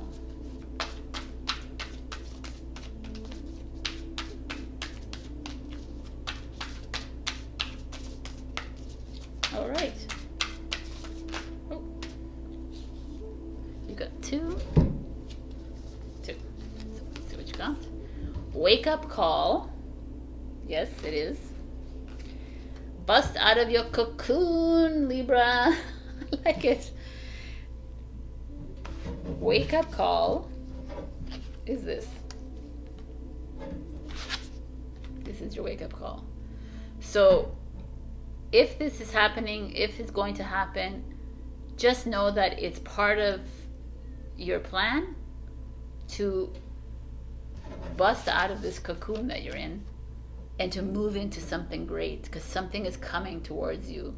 Whether it's new love, whether it's a revival of love, whether it's like a home, a family, a travel, like something, a business, just whatever it is, it's very positive. I love it. What a great reading. All right, Libra. This is it for you. If it didn't resonate, check your rising and your moon. Otherwise, I love you. And know that anything, whenever you have a stumbling block, whenever you have an obstacle, whenever there's something that's just not feeling right, it's not comfortable, it's usually a sign that comfortable is coming. But you gotta go through the discomfort before you get to the light. All right, my beautifuls, I love you, and I'll see you next week. Bye.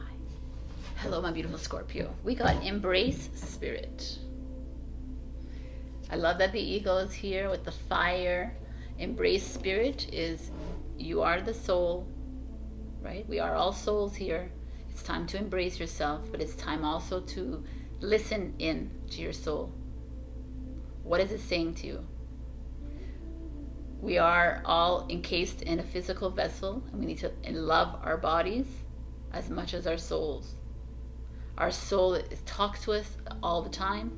We don't listen to our soul as much as we think we do. We have to start listening more and more to us, to our soul, and to our body, and because we are one. I love this. I'm going to see what is going on in your reading. We got the Emperor, which is an Aries. We got the Six of Pentacles, which is a Taurus. We got the Ace of Wands, which is Aries, Leo, Saggy. So already got two fires here. We got Magician, which is Gemini, Virgo. Three of Wands, sorry, Aries again. And we got the Page of Swords, which is Gemini, Libra, Aquarius. When I say these signs, they don't mean to mean anything to you. Don't worry about it. Don't make it like stressful if you don't know anybody of that sign. If it could be relevant to you though. So right away we have the Emperor and the Magician. The Six of Pentacles speaks to me of youth, and the Ace, like new. We have new things happening here. You making decisions, moving forward. So we have an Ace, a Page. Pages are like starting something fresh as well. The Emperor shows up. The Emperor is like you have taken control of your life again. The Magician is manifesting, creating your own reality, co-creating your life, embracing the spirit. So we're entering into a time right now where our belief systems, opinions, all this is like not as important as actually just listening into your heart and listening into your soul. The Emperor energy is like an energy of thought, right? It's like plans and action and doing things with your mind. But we're actually moving away from that and moving more towards like co-creating our life by manifesting what we want to come into play, but also trusting that the magicians that we were and the emperors that we once were created a beautiful plan for ourselves, and we need just to trust that. Because there's like Six of Pentacles is like give and take kind of energy. It's like a balanced energy here of harmony, cooperation. Perhaps some of you are working at you're coming together with other people and you're working with them and you're wanting to create something fresh and something new. Well, this card say yes, go for it. Because the Ace of Wands, the Three of Wands is like it's time to move into that direction and just like let yourself fly. I like that these birds are showing up. Like it could be an angel here, but it's also feathers and wings, right? It's like just move, let yourself go. All of this very energy here feels very freeing to me, Scorpio. So there is a little part of you here that is in the process of creating anew, starting fresh, really walking away from something that you're used to controlling in your life. And Spirit is saying, no, now we need you just to trust and just go with your heart, right? The fire energy. Go with the fire inside you and just like let loose. Let it be. Like just let it, it's gonna happen, it's gonna grow, it's going to it really feels very good to me here, Scorpio. There is this feeling of weight off your shoulders and releasing yourself a little bit from that Emperor energy of having to know exactly what you have to do next week, this week, in 5 years from now, what's your next step is, kind of thing. That's the Emperor energy for me. It's like, it's fine, it's great, but we're not in that energy anymore. And we're like, embrace your soul. Like, start to trust yourself. Start to trust that what you have already given to others is coming back to you.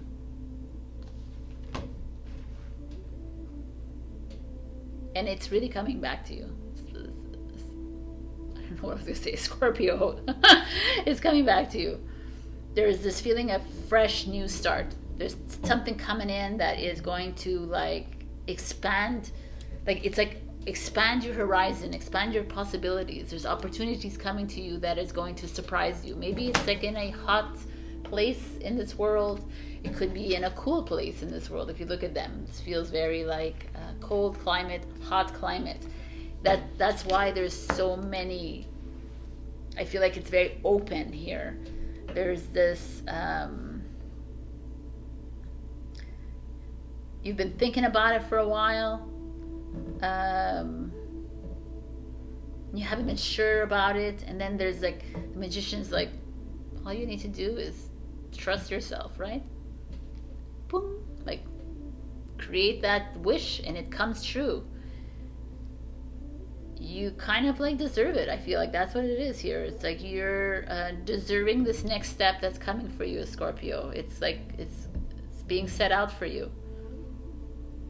Some of you might end up in a warmer climate, or some of you might just end up feeling just very free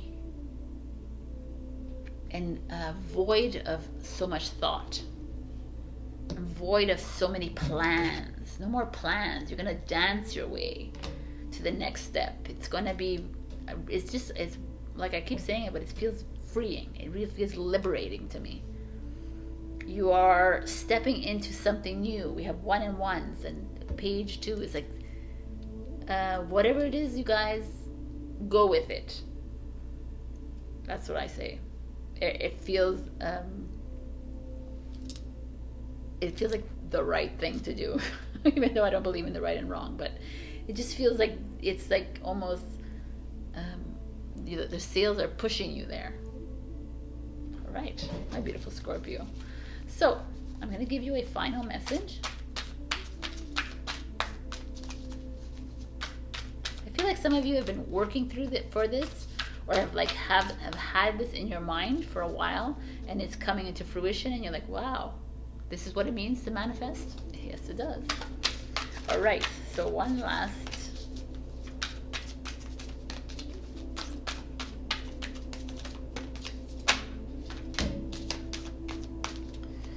We've got 2 messages. Become a clear channel and do things in moderation. Become a clear channel. Become a clear channel of whatever that means for you. Is like love. Just clear out your mind. For me, it's like clear out your mind. Open yourself up. Get ready to listen to spirit, which is you in the future. So listen to yourself. Listen to, and if you don't like, the reason we have these spirit teams and these guides is because they're all us. It's just that we don't trust ourselves. So we need to go and say, oh, what do you think? And how do you feel? But it's really you talking to you. So become a clear channel. Release yourself. And if you don't like trust yourself, then go ahead and ask these guides around you, which is you. Do all things in moderation. Beautiful. Not everything has to happen right away. Everything has to happen. Okay, I'm going to be a clear channel. It's going to happen right away. Just be, and trust the unknown. And trust that spirit is with you. And you are with you every step of the way. All right, my beautifuls. I love you. And I will see you next week. So check your rising and your moon again if this didn't resonate. But it's a beautiful message, and I love it for you, Scorpio. And I will see you next week. Bye.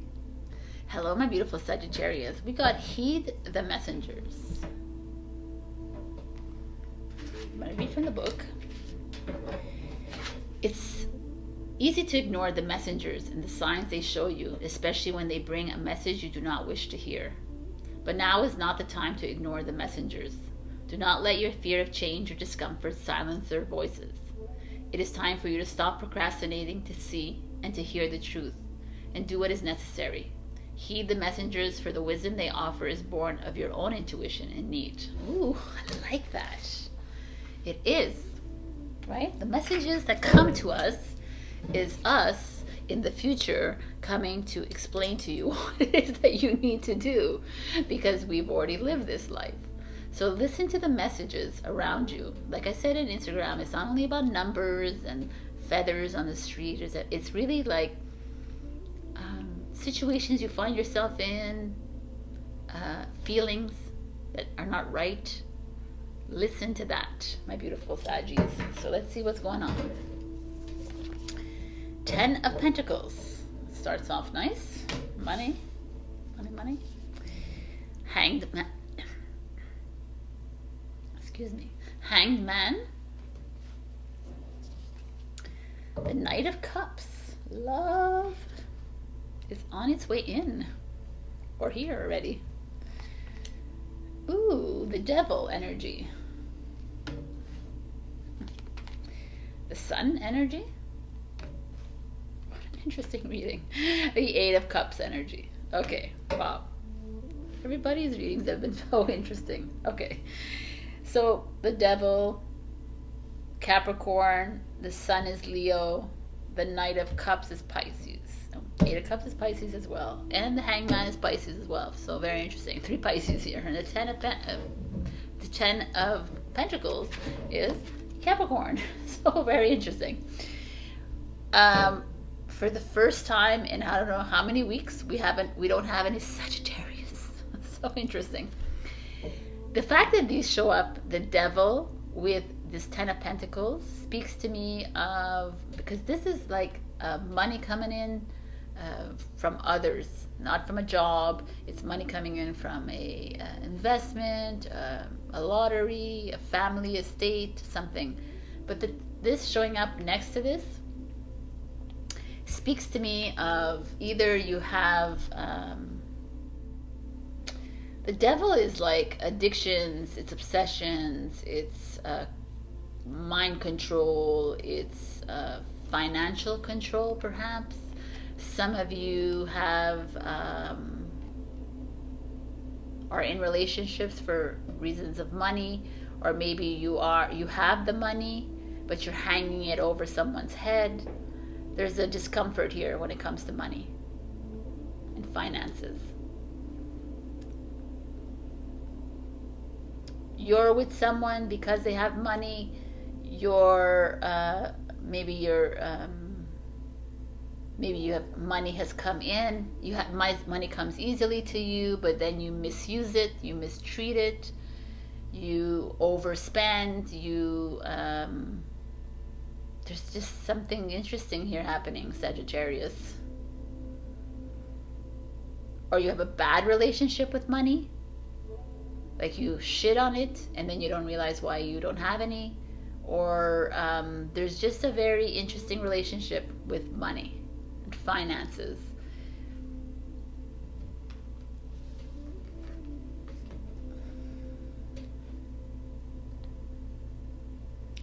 And then there's a Hangman with the Sun. So there's a lot of scenarios here, but the Ten of Materials with the Devil and the Hangman, it's like a lot of you are waiting around for your payday. You're in a relationship maybe, and this person has a lot of money, or you have a lot of money, and you're waiting around for something to happen, as far as like status or validation or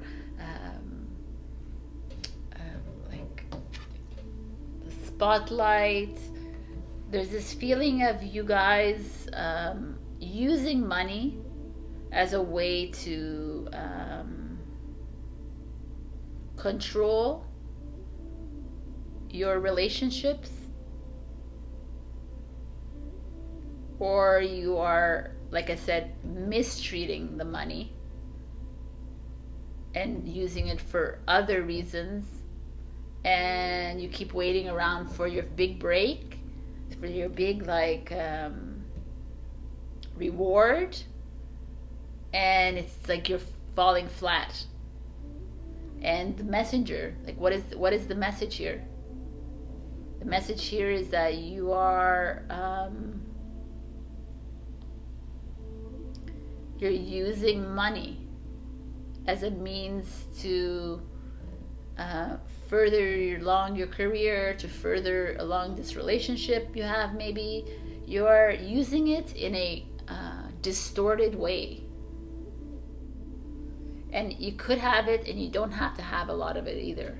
I just feel like or maybe some of you did get like a winning, and maybe you did inherit money and you've used it on drugs or alcohol or gambling or sex or whatever, or shopping or something, you've excessively used it,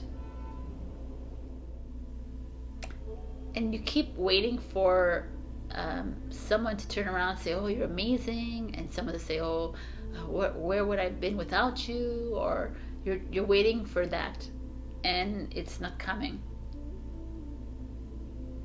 What an interesting reading, Sagittarius. So interesting, because it's like, obviously it's not going to relate to everybody, but because that devil showed up, it just feels that that is what it is. There's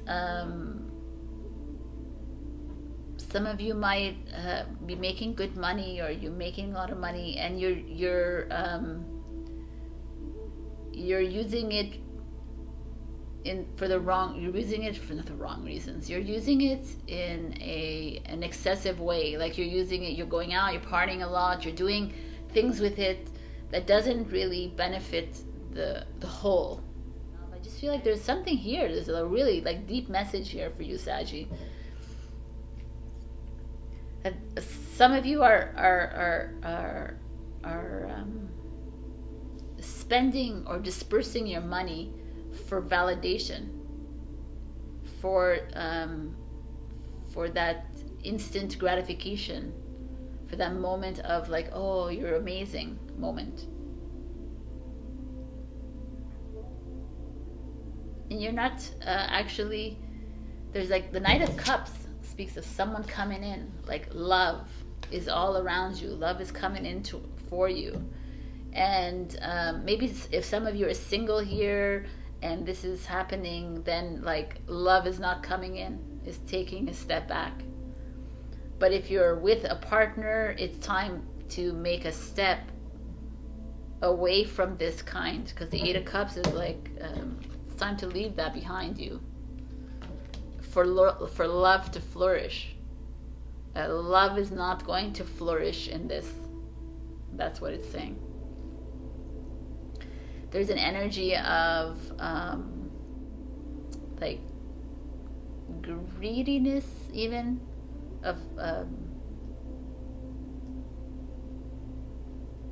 me, myself, and I kind of energy with the devil here. And like, I'm the money, I have the money, I energy, because like the sun is kind of like the I card.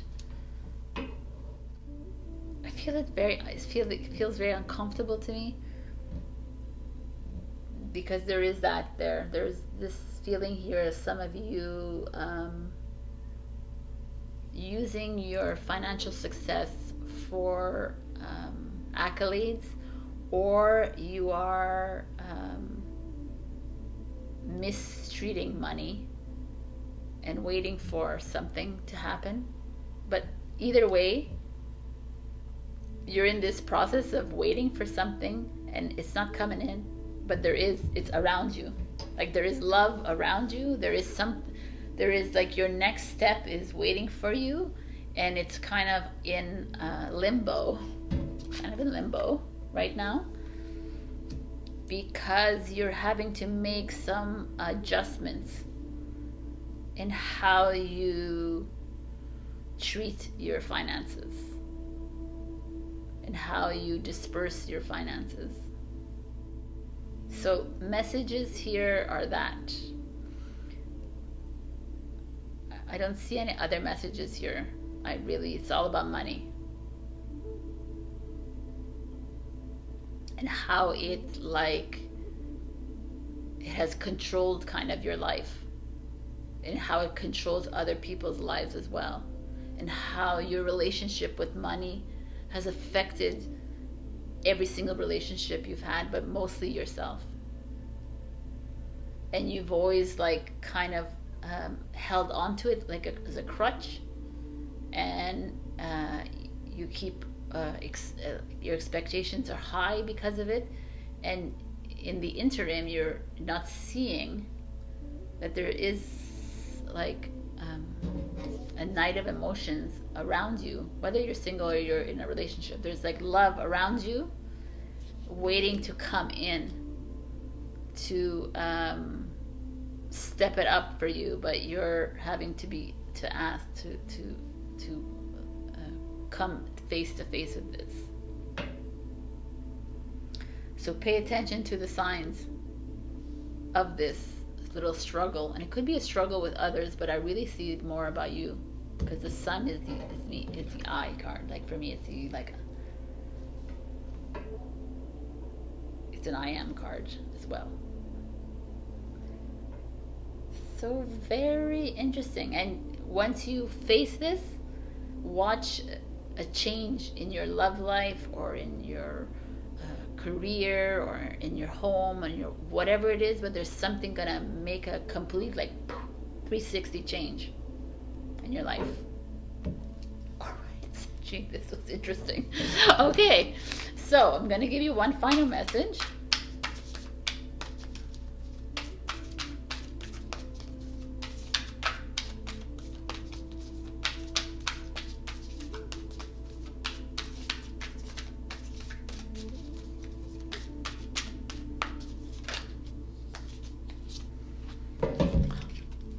Reevaluate your priorities.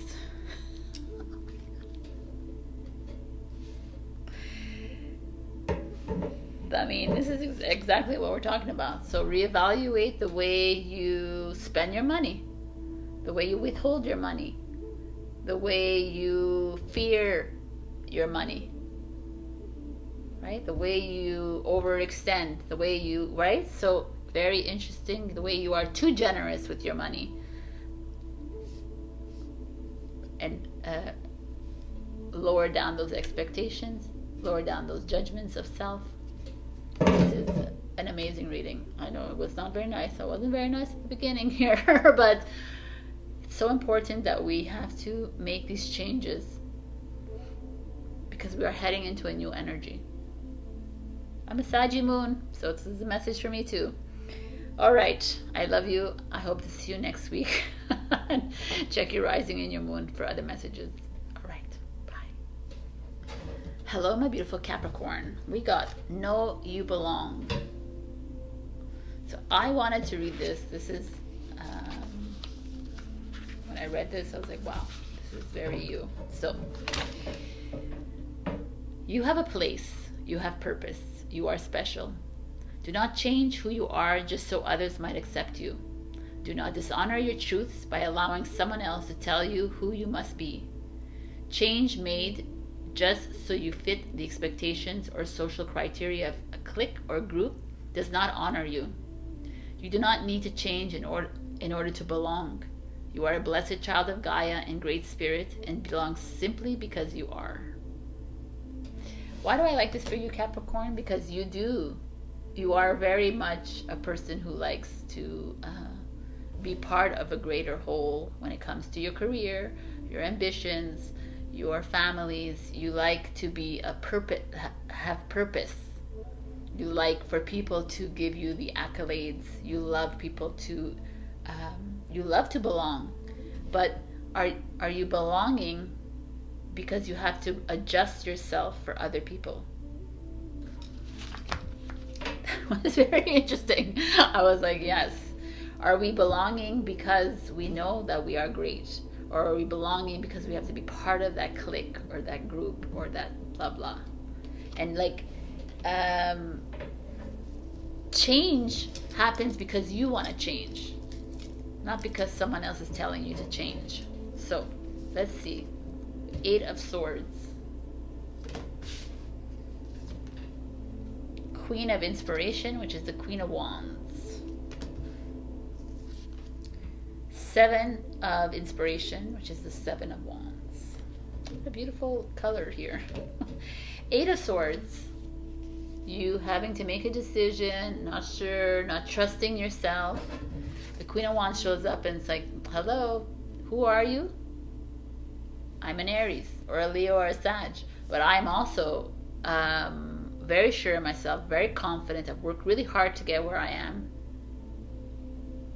I love myself. But sometimes I don't really have faith in myself. Sometimes I have to put that extra effort to open myself up and see that, oh yeah, I am worthy. Sometimes I fall back and I don't have faith in myself. Interesting energies. So let's see what's going on. The Star card, Aquarius. The Chariot, Cancer. And the Judgment card, Scorpio. Wow. 3 major arcanas right here. With the Star card under the 8 of Swords, the Star is an air sign as well. There's this feeling of you wanting to be the star, wanting to be in the spotlight, wanting to the light to shine on you at all times, even though you're not happy in that job, you're not happy in that position, you're not getting what you want, you're not happy in the family, the relationship, you're like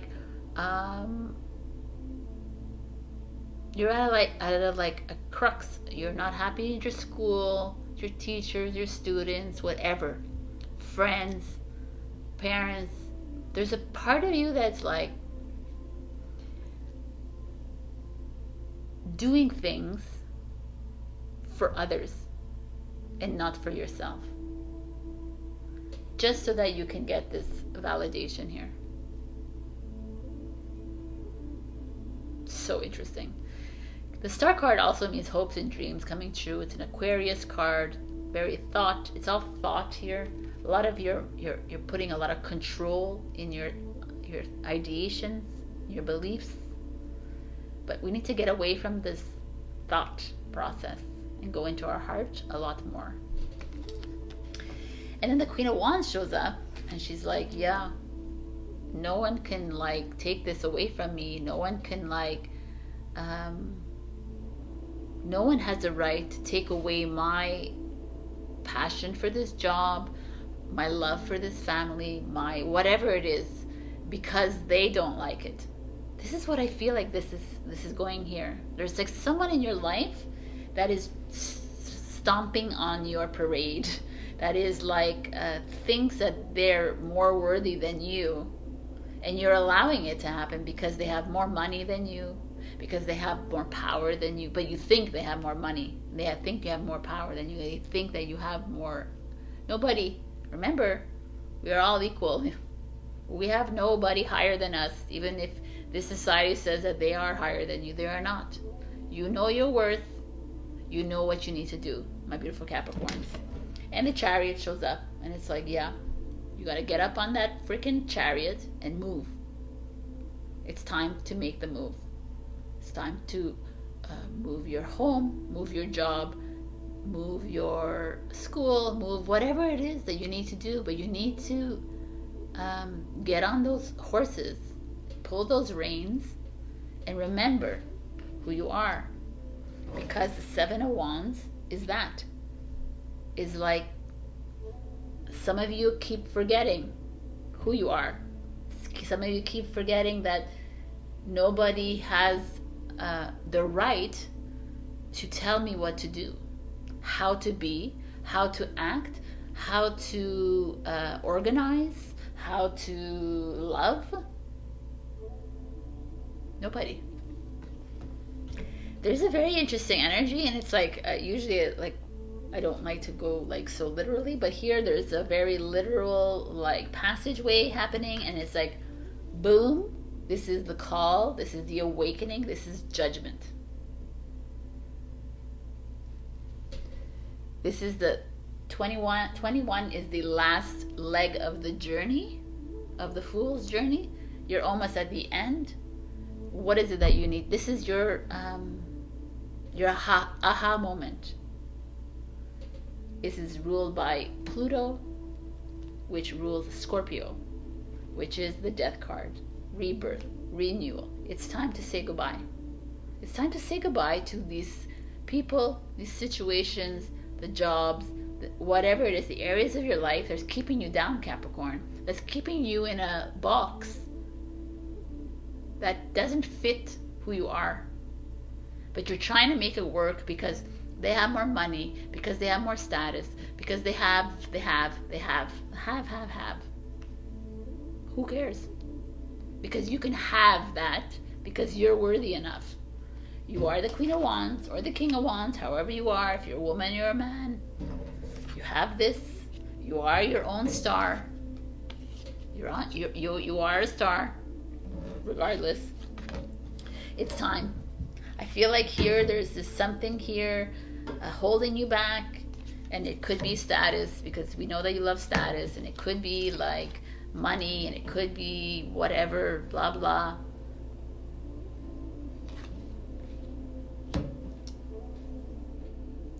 It's time to move. The Chariot is like, it's time to do it. These two cards is like, this is your calling. You're meant to move into the next step. You're not to stay where you are if it's making you feel bad. Like, obviously, if you're in a great place right now, then stay where you are. But there is an area of your life where you're not, you feel stuck. You feel like it's not harnessing the best you. It's not boosting you.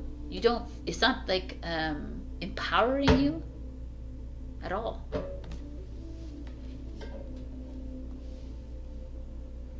And maybe you need like a Queen of Wands energy in your life to help you through this, move. You need like a mentor, someone that can push you towards it, or you could be that person. It's time to step into that power that you are and move into that last leg of this journey that you're on, last leg of this job, this relationship, this friendship, this whatever that's not working, that you keep coming back to all the time. And you don't need to be like holding that veil. You don't need to be holding it. It needs to just like happen naturally. Because the next step is yours to take. It's time to blow that trumpet, blare that trumpet and say, hey, I'm Capricorn. I'm ready for the next move. I'm ready because I worked my freaking ass off to get wherever it is, whatever it is. I put a lot of my energy into this, and I know I belong where it is. But if you're gonna like demean me and like condescend to me, and you're gonna like make it freaking difficult for me, then I know what to do, because I don't need this. Nobody needs anything to be. No one needs to be treated like a piece of shit, because really, if you're being treated like this, that means you're accepting it. So you're actually doing it to yourself. So stop dishonoring yourself and start honoring your choices. And those people who don't see eye to eye to you, then they don't see eye to eye, and you move into the next thing. It's just the way it is. We have to stop thinking so small, and stop giving our power away to people, because we are all equally powerful. That's my little lesson of the day, Captain. So I'm going to give you one last message.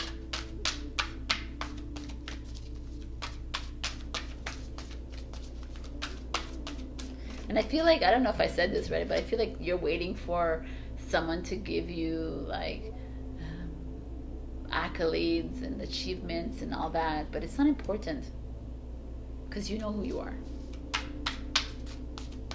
You don't have to wait for someone else to do that for you. You are worthy on your own. Alrighty. Oops. Close. There's a flyer. Claim your art.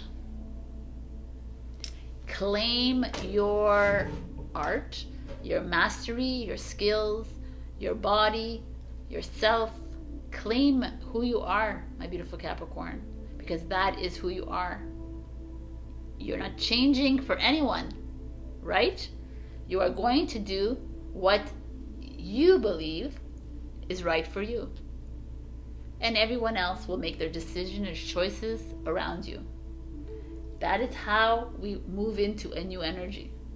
We do not rely on this old way of doing things. Hierarchy bullshit. Because we are all the same.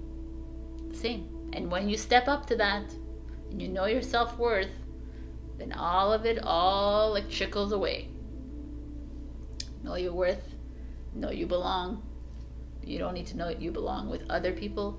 You belong inside here in Mother Earth. I love you, and I will see you next week. Check your rising and your moon for other messages. All right, bye. Hello, my beautiful Aquarius. We got with love and kindness. So I'm going to read to you what it says. An act of loving kindness has the power to change a life. It can leave a lasting impression, restore faith, and give hope to someone who has none. Understand that this world does not need more people bent on personal success. What it does need are more people who are more willing to be kind rather than right. Ooh, that's a good one. More kind than right, Aquarius. Are you listening? You're not guilty of that. Everyone else is guilty of that. But that is beautiful.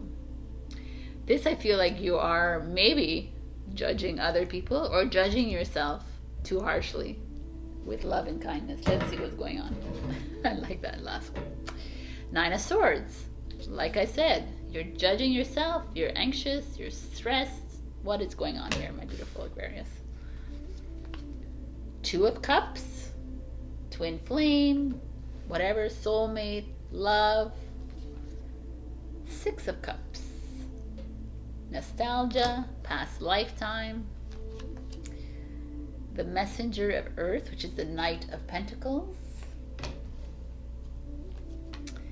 The 7 of Swords is you, but it's like, And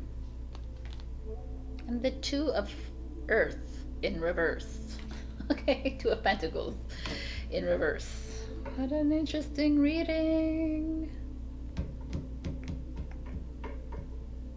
So if I rip it apart, we have the 9 of Swords energy, which is like all this angst, and then the 2 of Cups is like in a relationship or in a partnership, and the 6 of Cups is like someone from your childhood, someone from a past lifetime, someone in your past.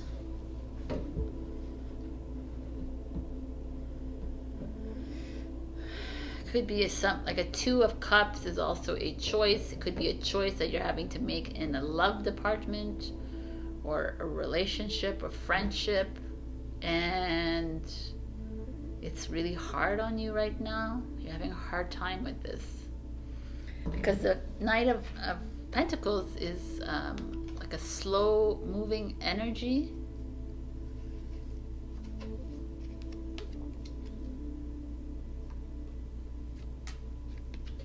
With the 9 of Swords and this, it's like I almost feel like you're a bit depressed. You're trudging really, you're going really deep a bit in this.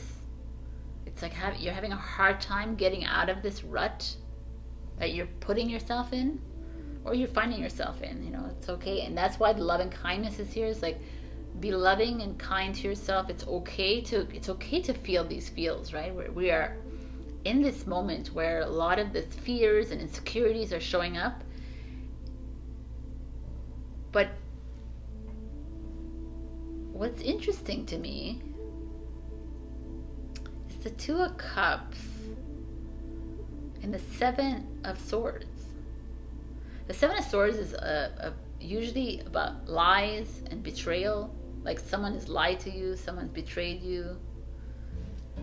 But in this deck, she's like a nonconformist, which is very Aquarius, and she's just sitting here amongst the goose and the gander, and she's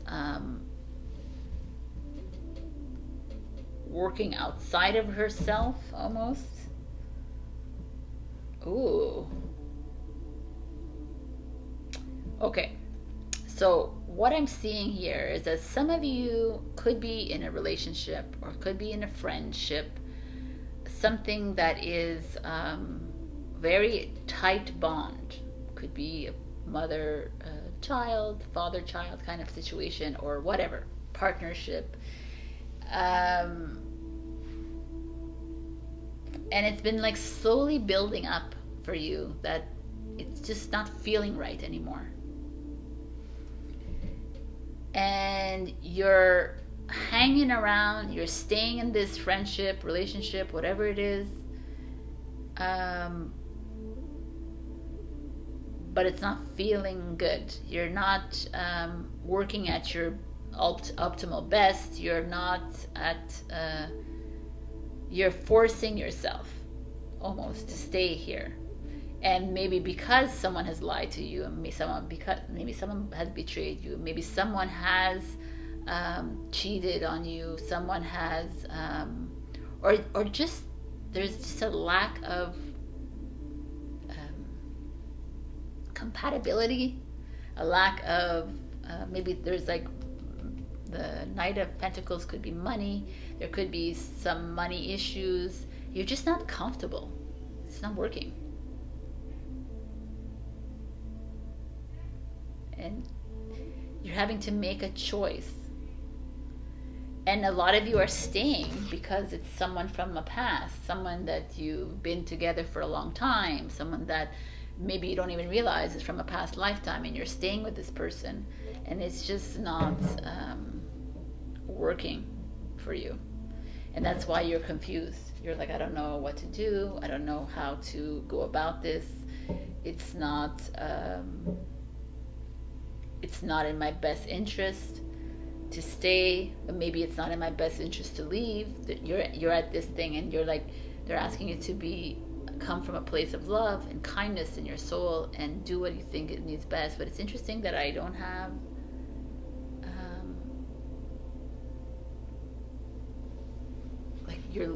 I'm going to actually pull another card for you here, because I feel like you need some sort of direction.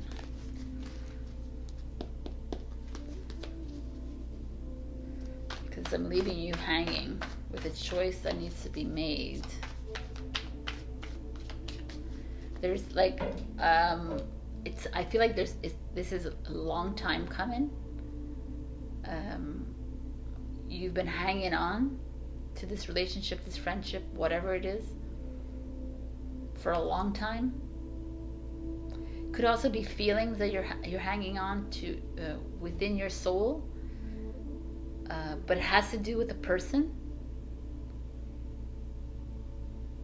and you just can't get over the fact that this person has like lied to you or betrayed to you, or whatever they did. It's like, and your only reason you're staying on is because you've been together for 20 years, or you've been together for 5 years, or 1 year, or 10 months, or whatever it is. You're holding on, which is okay. It's interesting. You're human, right, Aquarius? But let's see. Page of Pentacles.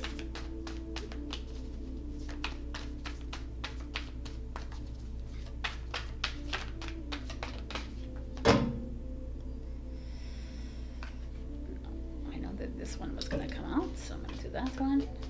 Okay.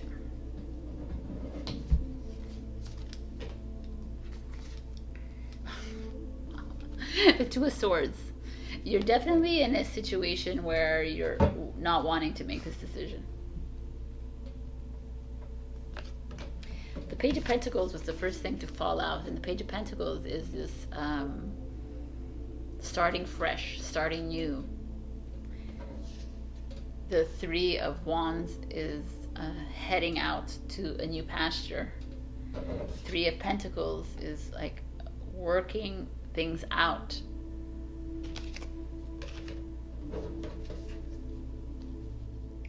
With others, like coming together with other people, trying to figure out a new way forward. There's it all speaks of a new, fresh, new start. You're in a very tight position right now, my beautiful Aquarius, and it's doesn't feel comfortable, and it's like has slowly built up throughout the weeks, the months, the years. Even the earth sign is here, years, and you're at a stalemate point in your life, and you're like, I don't know what to do.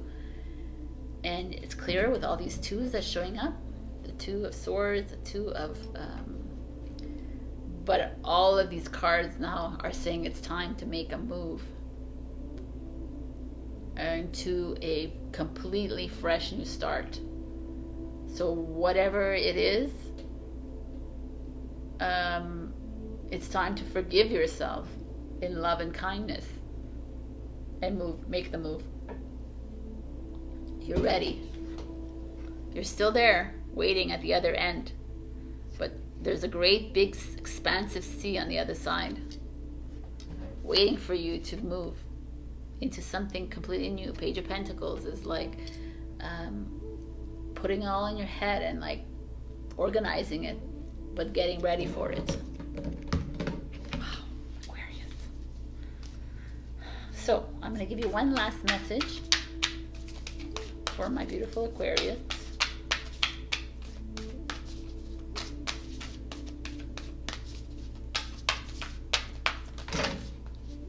Aquarius, everything, so many things. Wow. Ooh, I'm gonna give them all to you. Rejuvenate. Focus on success. Live life to the fullest. Boom. Live life to the fullest, my beautiful Aquarius. If there is this issue, which I feel like has been around you for a while, it's time to focus on success, but focus on liberating yourself from that, and focus on clearing your mind. And it's time to, it's time for rejuvenation. It's time for rebirth, renewal. It's time to move into something completely new. You are swirling around in a pool of doubt, a pool of like that's not worthy of you, Aquarius. You did it. You're here, and it's okay. But there is it's not working. You know, I looked at this again, like quickly, and it could also be you that may have lied or cheated or deceived or whatever, someone, or betrayed somebody, and you're just hanging on because it's like you're used to them, and it's like you've been with them forever, but it's time to start fresh. So, wow. All right, my beautiful Aquarius. Check your rising and your moon for other messages, but this one is like a heavy one, but a must. Like you need to release. Live life. Live your best life, my beautiful Aquarians. I love you, and I will see you next week. Bye. Hello, my beautiful Pisces. So we got let go of the old. This gorgeous peacock. So let go of the old speaks very clearly and literally. It's like a lot of you are hanging on to an old energy, an old boyfriend, girlfriend, friend, parent, old memories, old ways of doing things, old jobs. Like it's just like we want to move into a new energy in Pisces, and we want to move in with you. It's okay. Say goodbye to the age of Pisces. We have entered into the age of Aquarius, right? So this just move away from what was into what is. So let's see. You're the only one that got 4 cards. So we got 4 cards. 4 and 4. So let's see. We got 8 of Wands. Movement. Forward. I love it.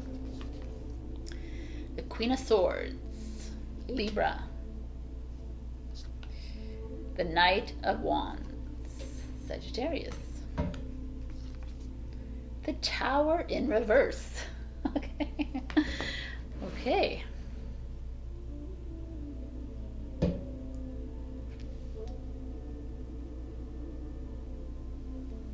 Lots of little decisions here. 2 of Wands, making a decision, as I say that. The 9 of Wands. The Page of Wands, lots of Wands energy happening at the bottom of the deck. And the Nine of Pentacles in reverse. So your future cards are in reverse. So resistance on your part. Eight of Wands, like moving forward, right? Making steps to do something. Making a choice to move away from an old energy. Going towards something. Everything here is really interesting because the Queen of Swords energy is like stepping into your knowing, stepping into your fierceness, rawness,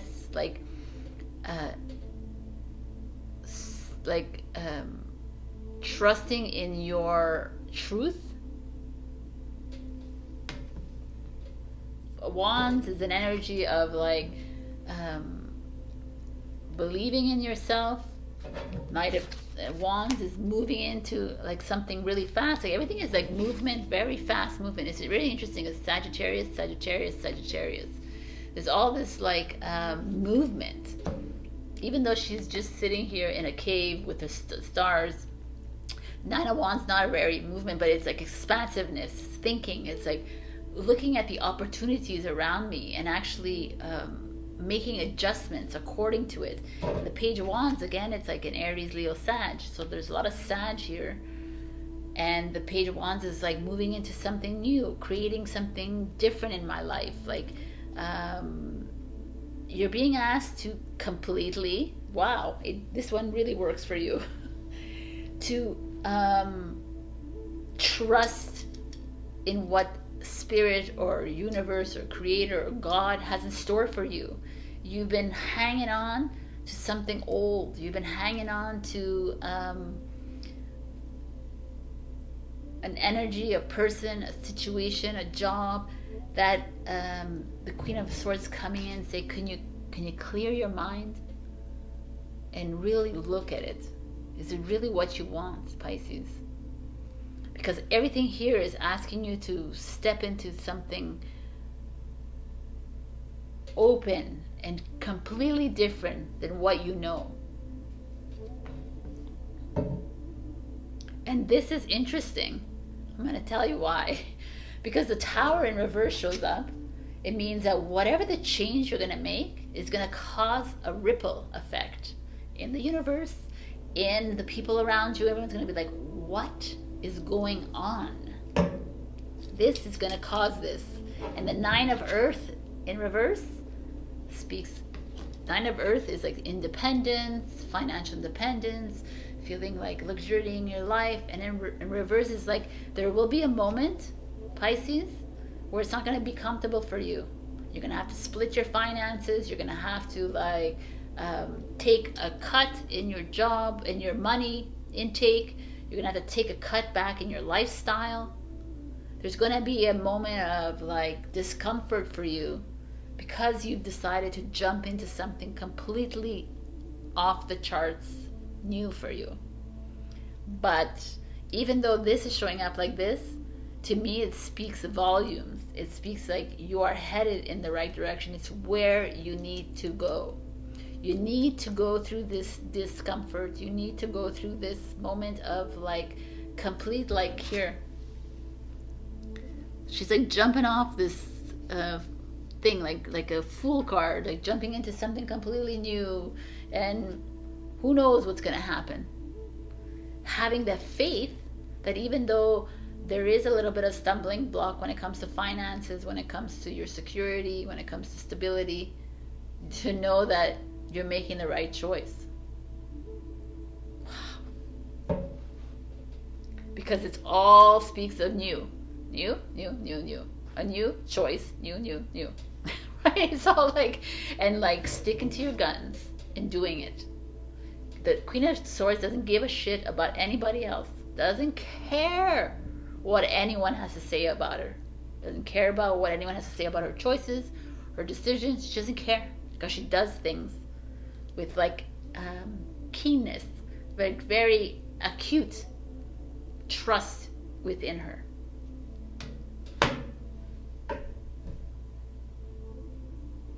So whatever this move you have to make, it's gonna be uncomfortable. It's going to be chaotic and confusing. It's going to feel like the world is coming to an end for you. And you might lose something. You might lose money. You might lose stability. And you might lose, like, you might be off kilter for a bit.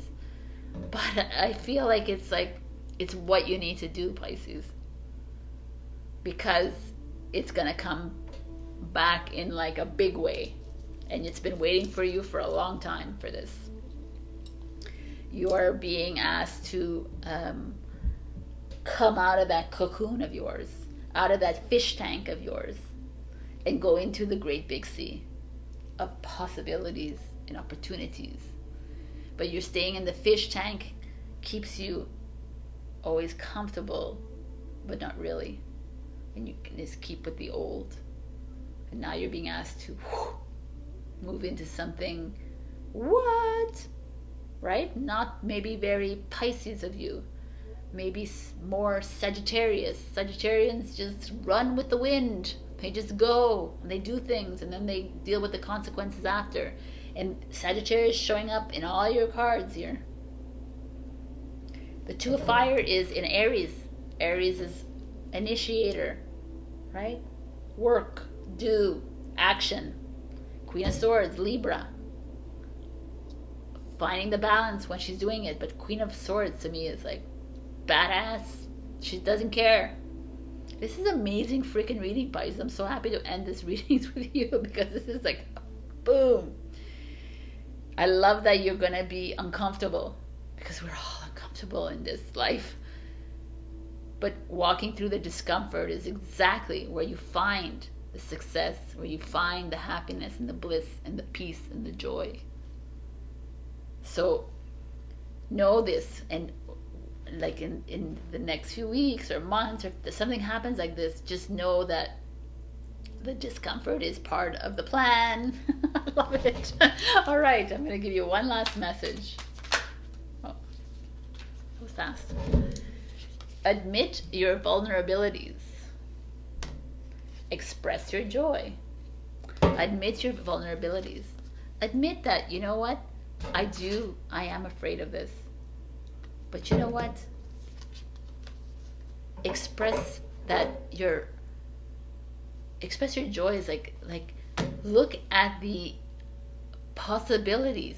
And also like we need to like stop thinking so much about the future. Like this is going to happen. Trust in the unknown. Trust that whatever's going to happen is supposed to happen. I think this is a freaking awesome reading. I know it is. It's fucking amazing. Let go of the old. Move into the new. The new is calling you. It's going to be, it's going to feel tight and uncomfortable, but go for it. My beautiful Pisces. And let me know what happens after. All right. I love you. Check your rising and your moon for other messages. Otherwise, I'm going to see you next week. Please, I love you. Bye.